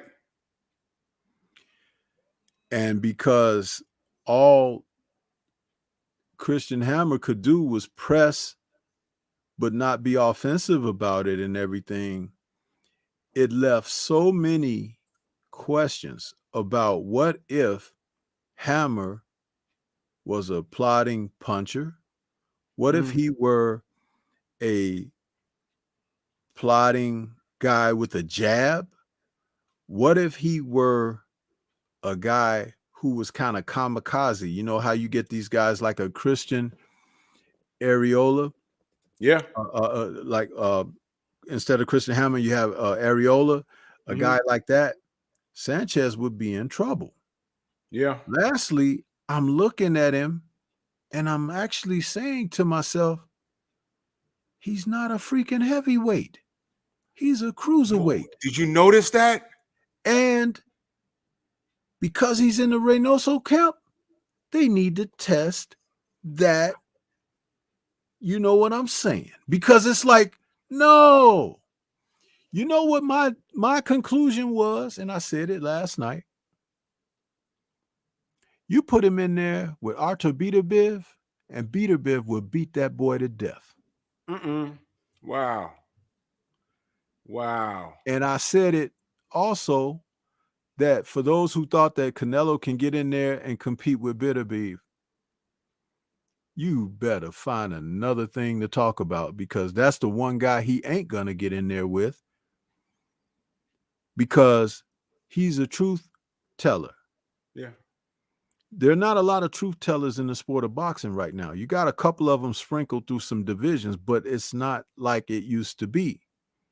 That's why people like Canelo can dine like they're doing right now. Canelo is dining on a host of sub-level, subpar people. And then he has sanctioning bodies helping him. Yes. He has commissions that are not going to hold him to task for the cheating that he and his camp have done for years now. So I am not impressed one iota about that little, I like to call him a word, but I'm not going to do that. But I'm not impressed by him at all. At all. Anytime somebody want to bring his name up, my answer to that is fight Andre. There you go. You want to say some more? I'm going to say fight Benavidez. That's right. I'm not even mentioning the Charlos, because the one thing about the Charlos is they've put themselves in a position now that they worship him so much that I don't think they have a competitive nature against someone like him now. Man fans don't fight their heroes.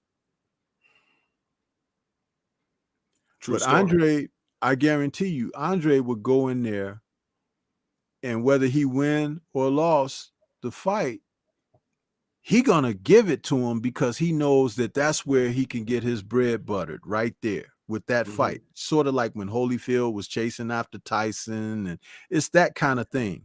Same thing with Benavidez. People who got nothing to lose, that want to make a name for themselves, they want to step in there. you know, and that's the difference. With Sanchez, he tries to fight like Canelo. That's the problem. You saw Canelo in the audience, right? Yeah. Yeah. And Doing coaching from the sidelines. recipe for disaster. Horrible. And now I'm even more upset with Effie Ajaba because Effie Ajaba should have taken care of some business in there and he didn't. Yeah. But we know what's going on with Effie. Effie's got some He had some other shit going on. some Yeah, we spoke psychological about that. and outside the ring things going on. But no, Sanchez, no. And whoever that was that wrote that in the chat about like, let's see him in there with Big Baby Anderson. That's a good victory for Big Baby Anderson. Go on, make that fight next. Make it next. Yeah. Let me speak on that. My brother Jason said, Drew, I told you the last fight and people laughed at me. Yeah, you sure did. You sure did, bro. Focus Ball, salute, man. He said, salute fam, going to Jamaica for Maroon Festival and to build a boxing gym. I'll be streaming each day. Check it out. I'm at 150 away from my word. Listen, put your link in the chat, please. The brother's going to another country to build a boxing gym. We absolutely must support. Absolutely. Put that link in the chat, please. Please put that link in the chat. I was holding. I don't want to say that I'm jumping ship because he had a everyone go subscribe, please. Do it now. Joseph Towns, salute, fam. I don't want to say that I'm jumping off the Sanchez boat right now. I'm not going to say that now. You better. Because read that dude's chat. He wrote about Frank is still young. Where's that? Just above the healers link. Oh, wait. I passed it. I'll go back there. Stay dangerous. Okay. Let me say this. First of all, I've done a couple of videos about Frank Sanchez. So I'm going to stand on my square for now until I see if I can't see. The reason why this fight was so important was because look, man, I'm not Razor, salute. And if I missed you in the chat, I saw you. I was just cooking. I'm sorry, fellas, ladies and gentlemen. I love y'all. Look, last night he was supposed to get Christian Hamer out of there, in my opinion. I put him on a bit, dare I say, I put him on a bit of a pedestal. There's a new era about to change right before our eyes. Believe it or not, Deontay's almost finished with it. Tyson Fury is almost finished with it. You understand? I think Joseph Parker's going to hang it up. Derek Chisora is going to hang it up. They have to make way for these new guys, like the Jared Andersons. Big Baby Miller may be coming back soon. And Frank Sanchez, I put him at the head of the bunch. Cuban school, big guy. He walked right past me in Vegas. He's taller than me a little bit. I'm 6'2", he's 6'5". He's about 6'5". I said, oh, that was Frank Sanchez, but he was walking so fast, you know, and I don't think he speaks English anyway, but whatever. But I'm saying I put him on a bit of a pedestal. Y'all seen my videos. So I don't want to jump the ship. I'm just saying, keeping it 100, I was not impressed last night. Christian Hamer was, you know, now I did hear Lennox Lewis say, because the commentary wasn't too brutal last night, I did hear Lennox Lewis say, could it be that he trained for Negron and now he's fighting Hamer? I understand that, but what do we know about the Cuban schools? Those guys are damn near Marines. They could think outside the box. In my opinion, he was supposed to get Hamer out of there. But Hamer was doing basic things to stay in the fight. He was never hurt. That knockdown wasn't even really a knockdown. And he was having defensive spots. When I say defensive spots, I mean he was shining defensively against Frank. And then I saw Frank, he was just loading up on that right hand, not setting it up with no jab. And I'm like, what the hell? He was never in any danger of getting hit or anything like that. But I was watching like, what the fuck is he doing? And then I seen Canelo up out his seat, shouting at him what he should be doing. And I'm like, I don't know what he's saying, but here's the difference. I bet you Canelo, if he was fighting an opponent like Hamer in his weight class, whatever he wants it to be, he would know how to get him out of there. And what you're saying is right, Stormy. I think it's a possibility. Now, I don't know because I'm not in the gym. It's a possibility that they might have Frank training like he is Canelo. And the thing is, you can't do what Canelo does. You can't do that. You have to be yourself. The Frank Sanchez we saw against F.A. Ajagba, that's Frank Sanchez. Okay? He was counterpunching. Counterpunching. Hamer didn't put in enough offense for him to get counted. What I saw last night was Frank had to initiate offense, but he couldn't do it against he didn't know how to set up his offense against Christian fucking Hamer. Drew, He didn't know how to do that. I'll say this. When you don't take out the trash, you stink up your house. Yep. Well said. Okay. Well said. Boxing is about making adjustments. He made absolutely zero. Yeah. I don't think he's capable of making adjustments because he showed us the same lateral movement and everything that he showed us against F.A. But the thing with F.A. fought with arms attached, meaning that like if he was to extend something out, that give Frank counter opportunities and stuff of that. Hammer just applied pressure and pressure and pressure, which Sanchez found no comfort in that at all. But let me open up something for you. And I mentioned this last night, post-fight show. What if that was Andy Ruiz Jr.? See? Makes you wonder now. Makes you wonder. It'll be, Yeah. Bro, let me address the brother Stay Dangerous. I like what he said because it leaves it open for discussion. He says Luis Ortiz didn't KO Hammer either. Did Fury or Povetkin? That's true. Neither did Fury or Povetkin. He said Jared Anderson don't fight the comp that Frank fights. And that's brilliant. And I like what you're saying. Because what we can say is Hamer is durable. Now, I don't know the year that he fought Ortiz, but he didn't knock him out. So that's true. I don't know the year. I remember I think that was 2015 with the detached thumb with Christian Hamer and Fury. Was that 2015 or 2014? I forget. It was somewhere back then. And Fury didn't get him out of there. Povetkin, juiced up or not, he didn't get him out of there. So we can say that Hamer's durable. But knowing that Frank was supposed to make the statement and be the first one to go in there and knock his ass out, because I picked him to do so. Like how Bud went in there and was the first one to say, I legitimately stopped Sean Porter. That was supposed to be Frank's moment.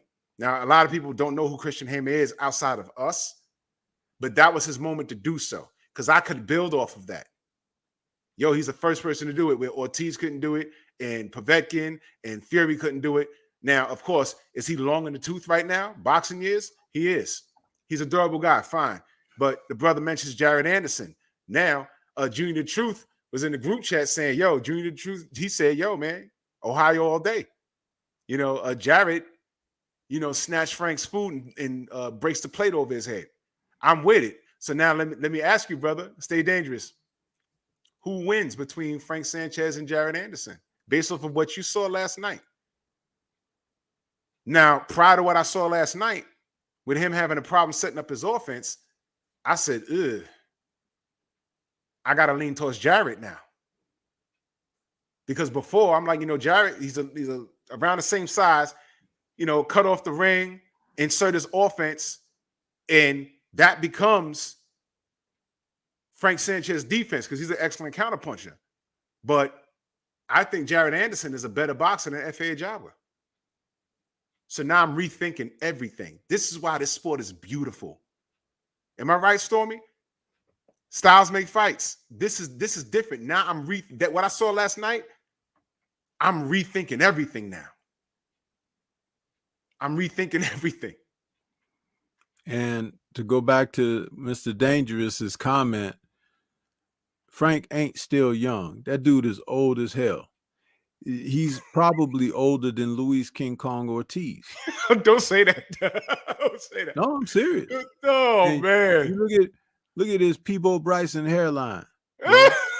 I challenge anybody out there to find a picture of a teenage Frank Sanchez when he was working with the Cuban Olympic teams and stuff like that, those coaches and stuff. I guarantee it's gonna break your heart. You're gonna be like, man, we've been duped. We've been duped. Yeah. Oh, man. Yeah. Oh, well. Oh, man. Oh, wait, I like this. He said you're only 16 years in Cuban. There you go. There you go. And where my hairline at? It's gone. Hey, there you go. Oh, shit. Well, I'm trying to help you guys. hey, man. Hey, look, it is what it is. Well, nice segue into the main event. Hey, let me ask you this, Drew. How old is LeBron James right now? What is he, 30? 30? I don't know. He's way younger than me. The reason I'm asking that is Frank is a little bit older than LeBron, because they share that same thing about that hairline, bro. And I'm telling you, Mr. Finesse says that LeBron is 38. If that's true, then Frank is at least 42 then. He's not older than Luis King Kong Ortiz, but they're telling us he's 29. That's my point. If that dude is 29, then I am definitely 39.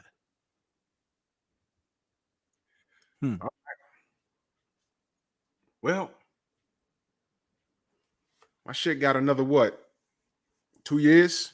But listen, I'm telling you, and it really is not about hairline. I said that for a joke, but at the same time, what I'm saying about the guy, I'm looking at him and I'm like, he really looks weird. His body dimensions and everything. And I'm like, you ever seen old men who were in decent shape for their age? You know, it's Yeah. Now think about Sanchez and his body.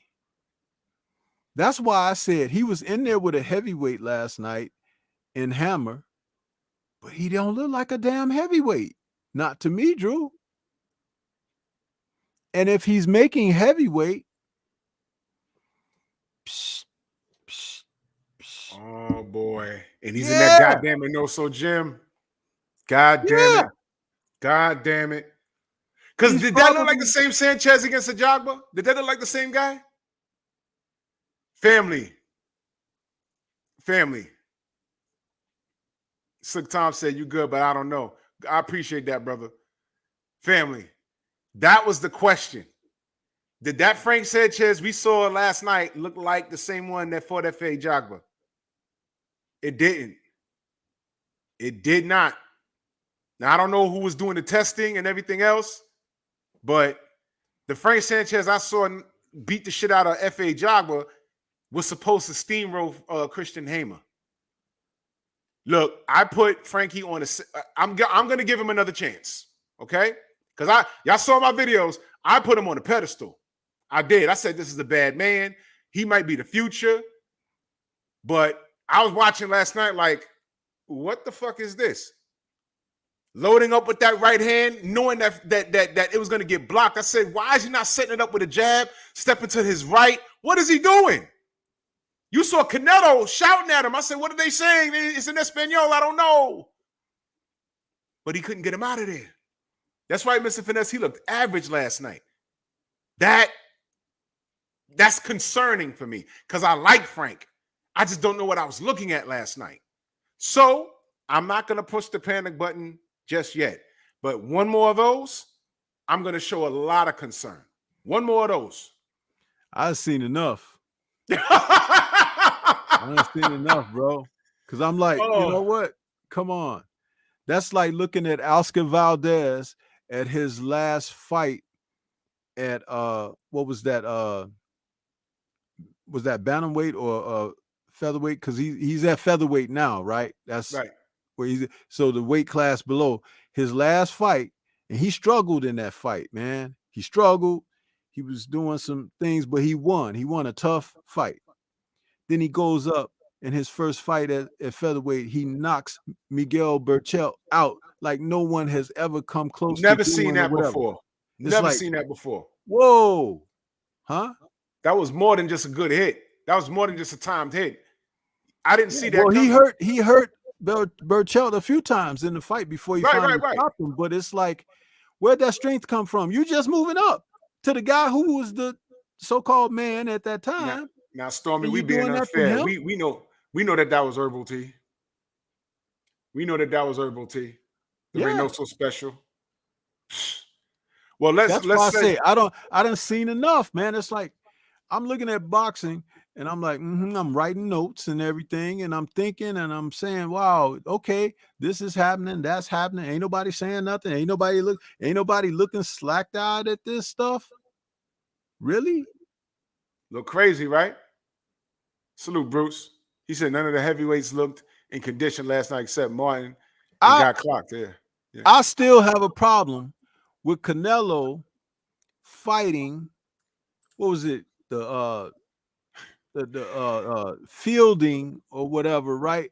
Mhm. And then he goes in there against Kovalev, and he's got abs, six-pack, and his back is wide as a guy like Michael Coffey. He's like a gorilla. He's like a gorilla. And a silverback. Yeah. Yeah. And he's in there, and I'm like, wait a minute. Ain't nobody gonna say nothing about this? We've got some Latin brothers in the chat here right now tonight.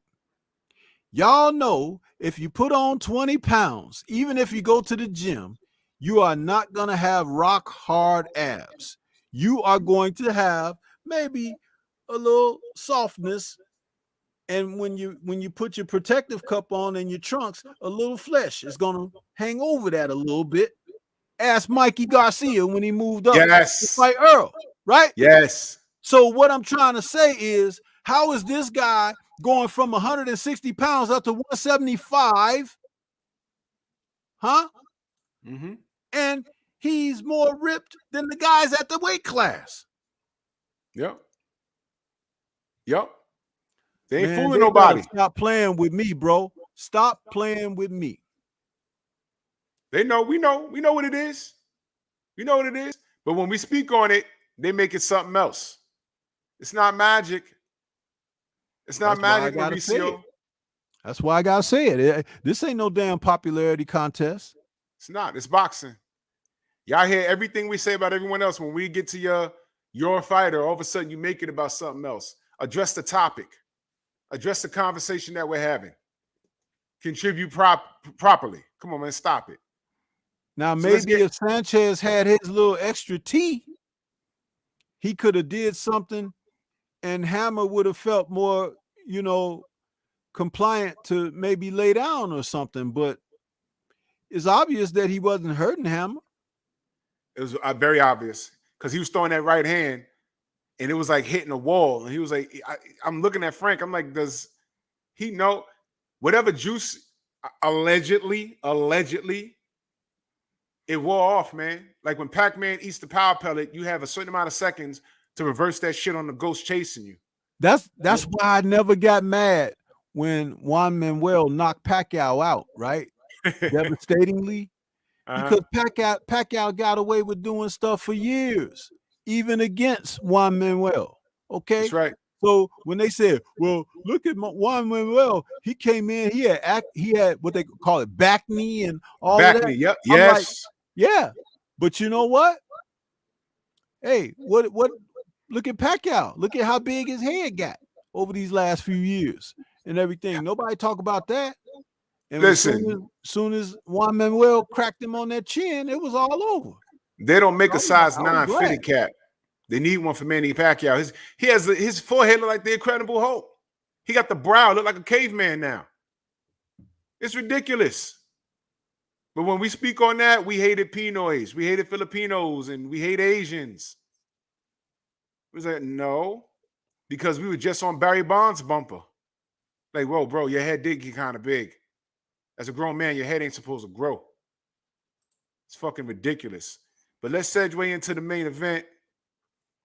I'm gonna go fast with this because we got a few minutes left.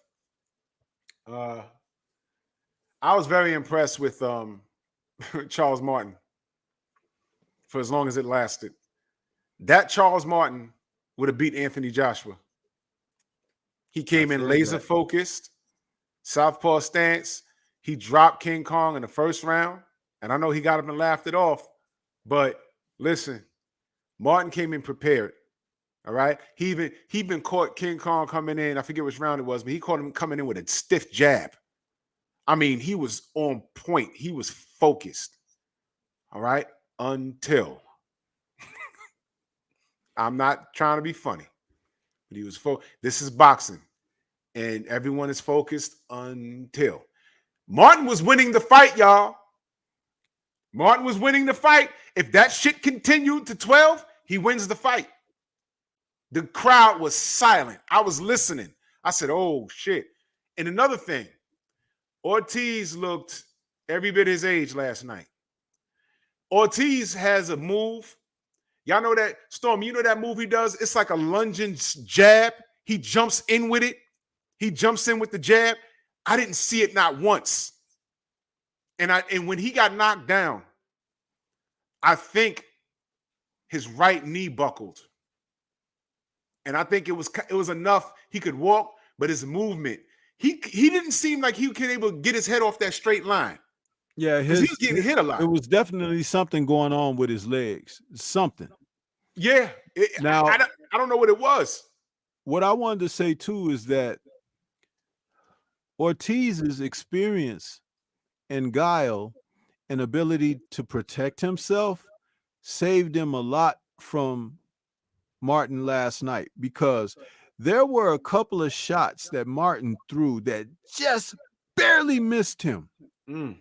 That left hand shots and an uppercut that if Ortiz didn't have that experience he has and how he's able to move and protect himself, those were knockout punches. And that's where I was really impressed. I was like, man, Martin is just missing him. And it's like that was Ortiz's experience. But the age is making it where now he is susceptible because he slowed down so much. This is how when you can see these guys and know how they used to be or whatever. And it's just amazing to watch that, because if Martin lands those shots that I was talking about, it was like maybe 3 occasions that he threw certain left hands and it just missed Ortiz by inches. Maybe if the fight had gone longer and it gets into the later rounds and you slow down a little bit and those punches that early on were near misses will land, he would have had that chance. But I'm telling you, Martin was throwing with some heat and he was boxing very well. The only thing that I felt like he wasn't jabbing enough. And I don't know if that was because he's fighting a more experienced guy that's a southpaw, and they may have been worried about what Ortiz's counter punches could have been off of that. But when you're big like those guys, and Martin was the bigger guy, you have to use your jab. You have to, because that's going to set everything else up. And those lefts that he was missing, he was hold on. Watch who y'all. I'm sorry. Watch who y'all time out. Watch who y'all time out, family. Brian H is cool. Now my players is cool. Watch y'all time out, please. Go ahead, y'all. I'm sorry. Yeah, I'm just saying that those shots that he was able to land on Ortiz, a lot of them, they weren't off the jab. He was throwing the left. So it's like, man, what if he was using the jab a little more to set the things up? And see, it's not just about jabbing at the guy's face. You jab at his face, you jab at the chest. You know what I mean? You shoot something down to the belly. You know, sometimes because Martin was taller, Lennox was a master of this. You jab at the top of a guy's head, like Yeah. right over the head, like you want him to dip under it. You know, you shoot that jab up there because when he dips over that, then you can come with the power punch. Mm-hmm. Lennox used to jab over the top of a guy's head to make him dip down so he could shoot the right hand on a downward trajectory. Downward trajectory. Yes. A lot of his Yes. power was because you wouldn't see the shot because you dipping, boom, he hit you on your chin and he knock you out.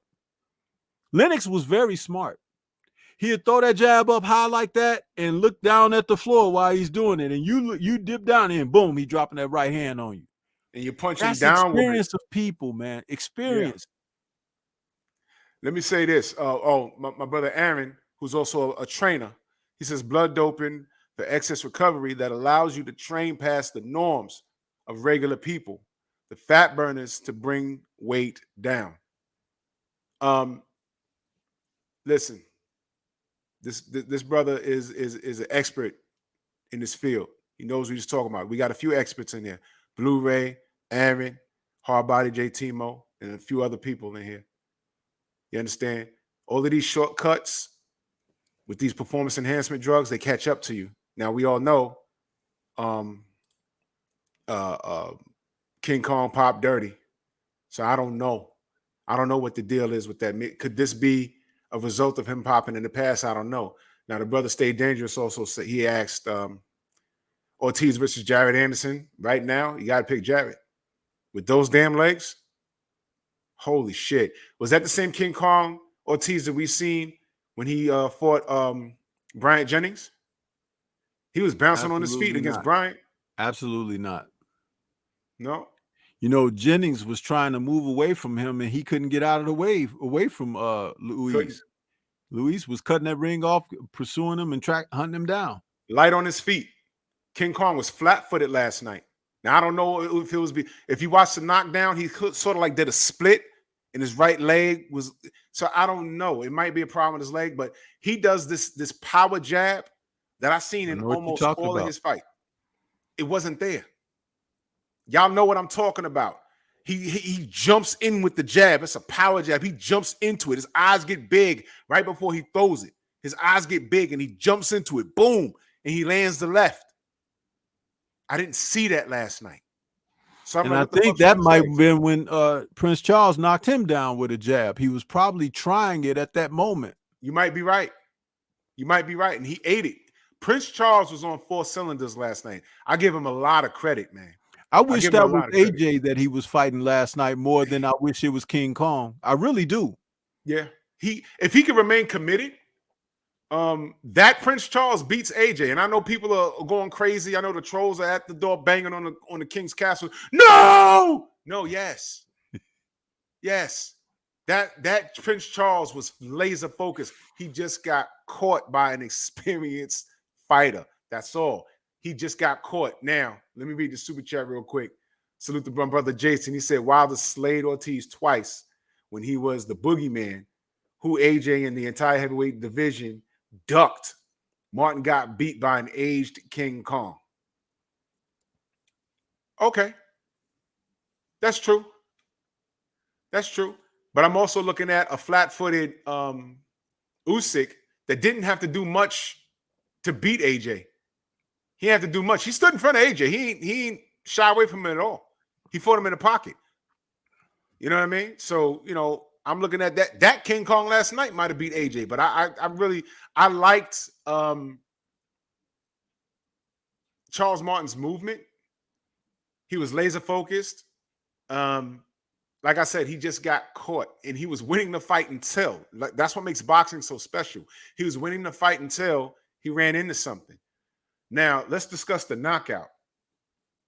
Because already the year just started. That might be, right now, first day of the year, that's a candidate for knockout of the year. Wow. He hit the man. Y'all, everyone saw Avengers for the most part. Y'all remember when he grabbed the Soul Stone and then Thanos was getting up in his ankle high pool of water, and he sees his daughter, and then he snaps out of it. He's somewhere else. Where the fuck was Charles Martin looking at? That's how you know you got hit. That's what I made a joke last night and this morning. I kept the same joke going. I said that King Kong knocked that dude back into his childhood.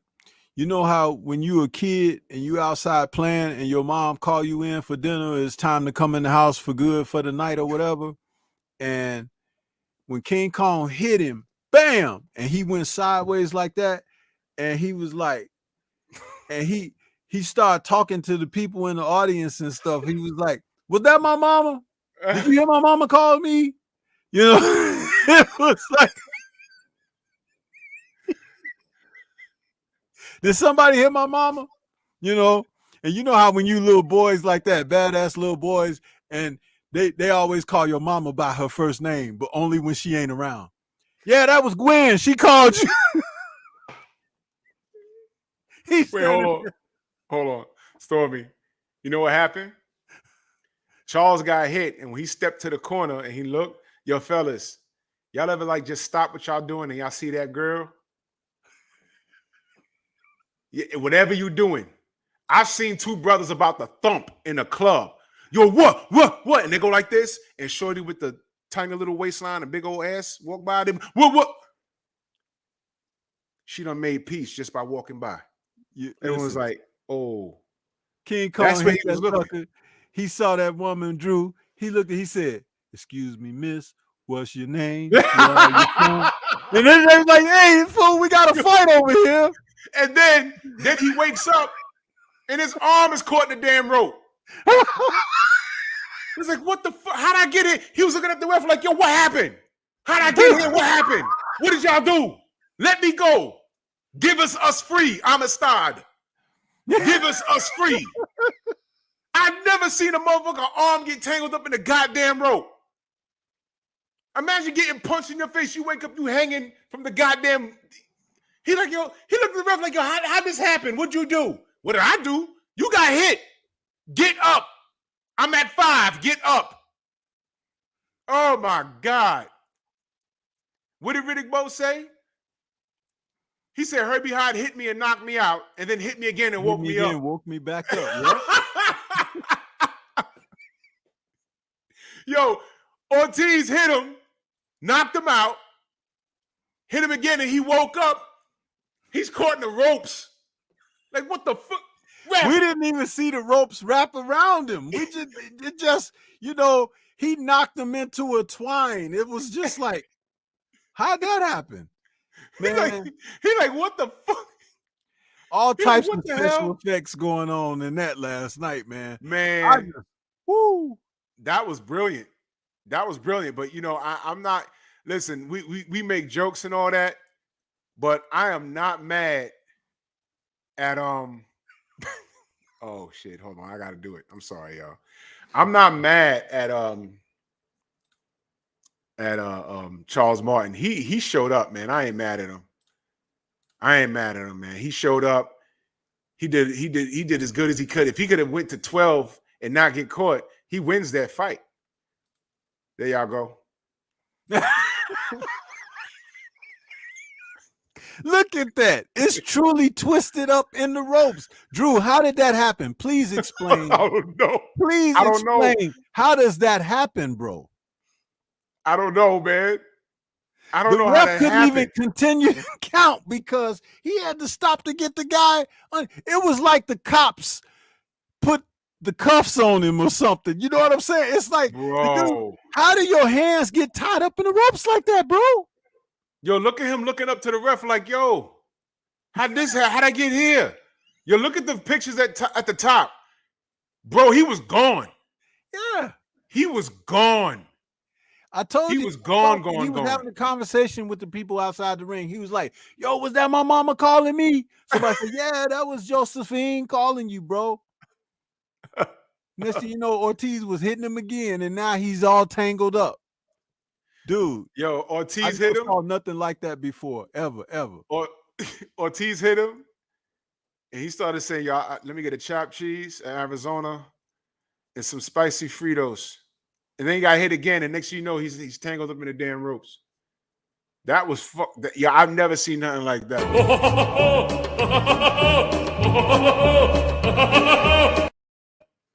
But salute to Prince Charles. I don't think he's done. You know, we gotta have a little fun, man. We gotta have a little fun. But you know, salute to Charles. You know, he a good dude. You know, again, this is another man that's seen a few million, and he didn't lose stock last night. No. He didn't lose stock. And actually, he did better than most people thought. I was reading people saying, no, he's out of there in 3 rounds, 2 rounds, or whatever. And if he did get out of there in 3 rounds or 2 rounds, I wouldn't have been surprised. But when I saw him drop Ortiz, I said, oh, shit. And he was looking so sharp. I said, he ain't come to lay down. And prior to the knockout, I said, yo, he's up, and I don't know what Ortiz is going to do. A few more rounds of this, it's over. And Ortiz he needed a knockout to win up until that point, and he got it. But I'm more impressed with Prince Charles Martin's I'm more impressed with his performance than I am with Ortiz. And Ortiz won. Salute to Robert Singleton in that super chat. He said the ropes told Martin that you had enough, son. Yeah, but let me reiterate. I'm more impressed with Charles Martin, him losing, than I am with Ortiz winning. Yeah. Because I didn't see that. So now I'm concerned about where does Ortiz go from here? Because now he's looking like food for everybody. The brother just said, what does he do against Jared Anderson? I think he loses. I think he loses unless that was a legitimate knee injury. We find out that his knee gave out or something. He doesn't look as mobile. And if he's not looking mobile and he's getting hit like that, that's not going to be a good look. You know what I'm saying? Washington says IBF mandatory. Sheesh, that's Deontay Wilder, isn't it? Is it Deontay Wilder? No, I'm sorry. I have it backwards. It's not Deontay Wilder. Deontay Wilder's about to be in a position where he could be, you know, that's a whole nother show. But the boxing is crazy right now. But we've been on here for damn near over 2 hours, man. Stormy, let them know how they can find you, brother. Oh, man, everybody can find me right here on YouTube. Stormy B-Man is the channel. And it's a new year. We're going to be doing some great things and continue to grow. Thanks for having me on, and salute to everybody out there checking us out, and Happy New Year to everybody. No doubt. Much love and appreciation to everybody in the Super Chat, the Venmo, the Zelle, the Cash App, whatever. I got to get better with checking it while I'm actually on here. But you listen, y'all make sure before I get out of here, y'all make sure y'all go ahead and subscribe to the Painful Excellence podcast. That is not a boxing channel. I repeat, that is not a boxing channel. I'm gonna be touching all kinds of topics, and y'all make sure y'all subscribe. I'm gonna be touching all kinds of topics. I might ruffle a few feathers. I may or may not ruffle a few feathers, but we're gonna have fun over there. Content coming soon. We're gonna have a lot of panels going. Male and female perspective. Trolls, the same rules apply. You ain't gonna stick around long. You're gonna get bounced the hell out. There's a reason why people are subscribing now, because y'all don't know what I'm gonna push you to where you're gonna be able to say anything in the chat. The same rules apply. You know, families invited, but y'all never lose focus. And 450. N.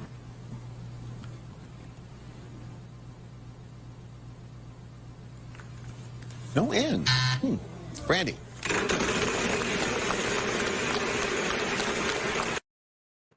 Ain't nothing changed. Drew Titan, Bronson on deck. Shout out to the mighty LDBC. And I see y'all in the morning. Move!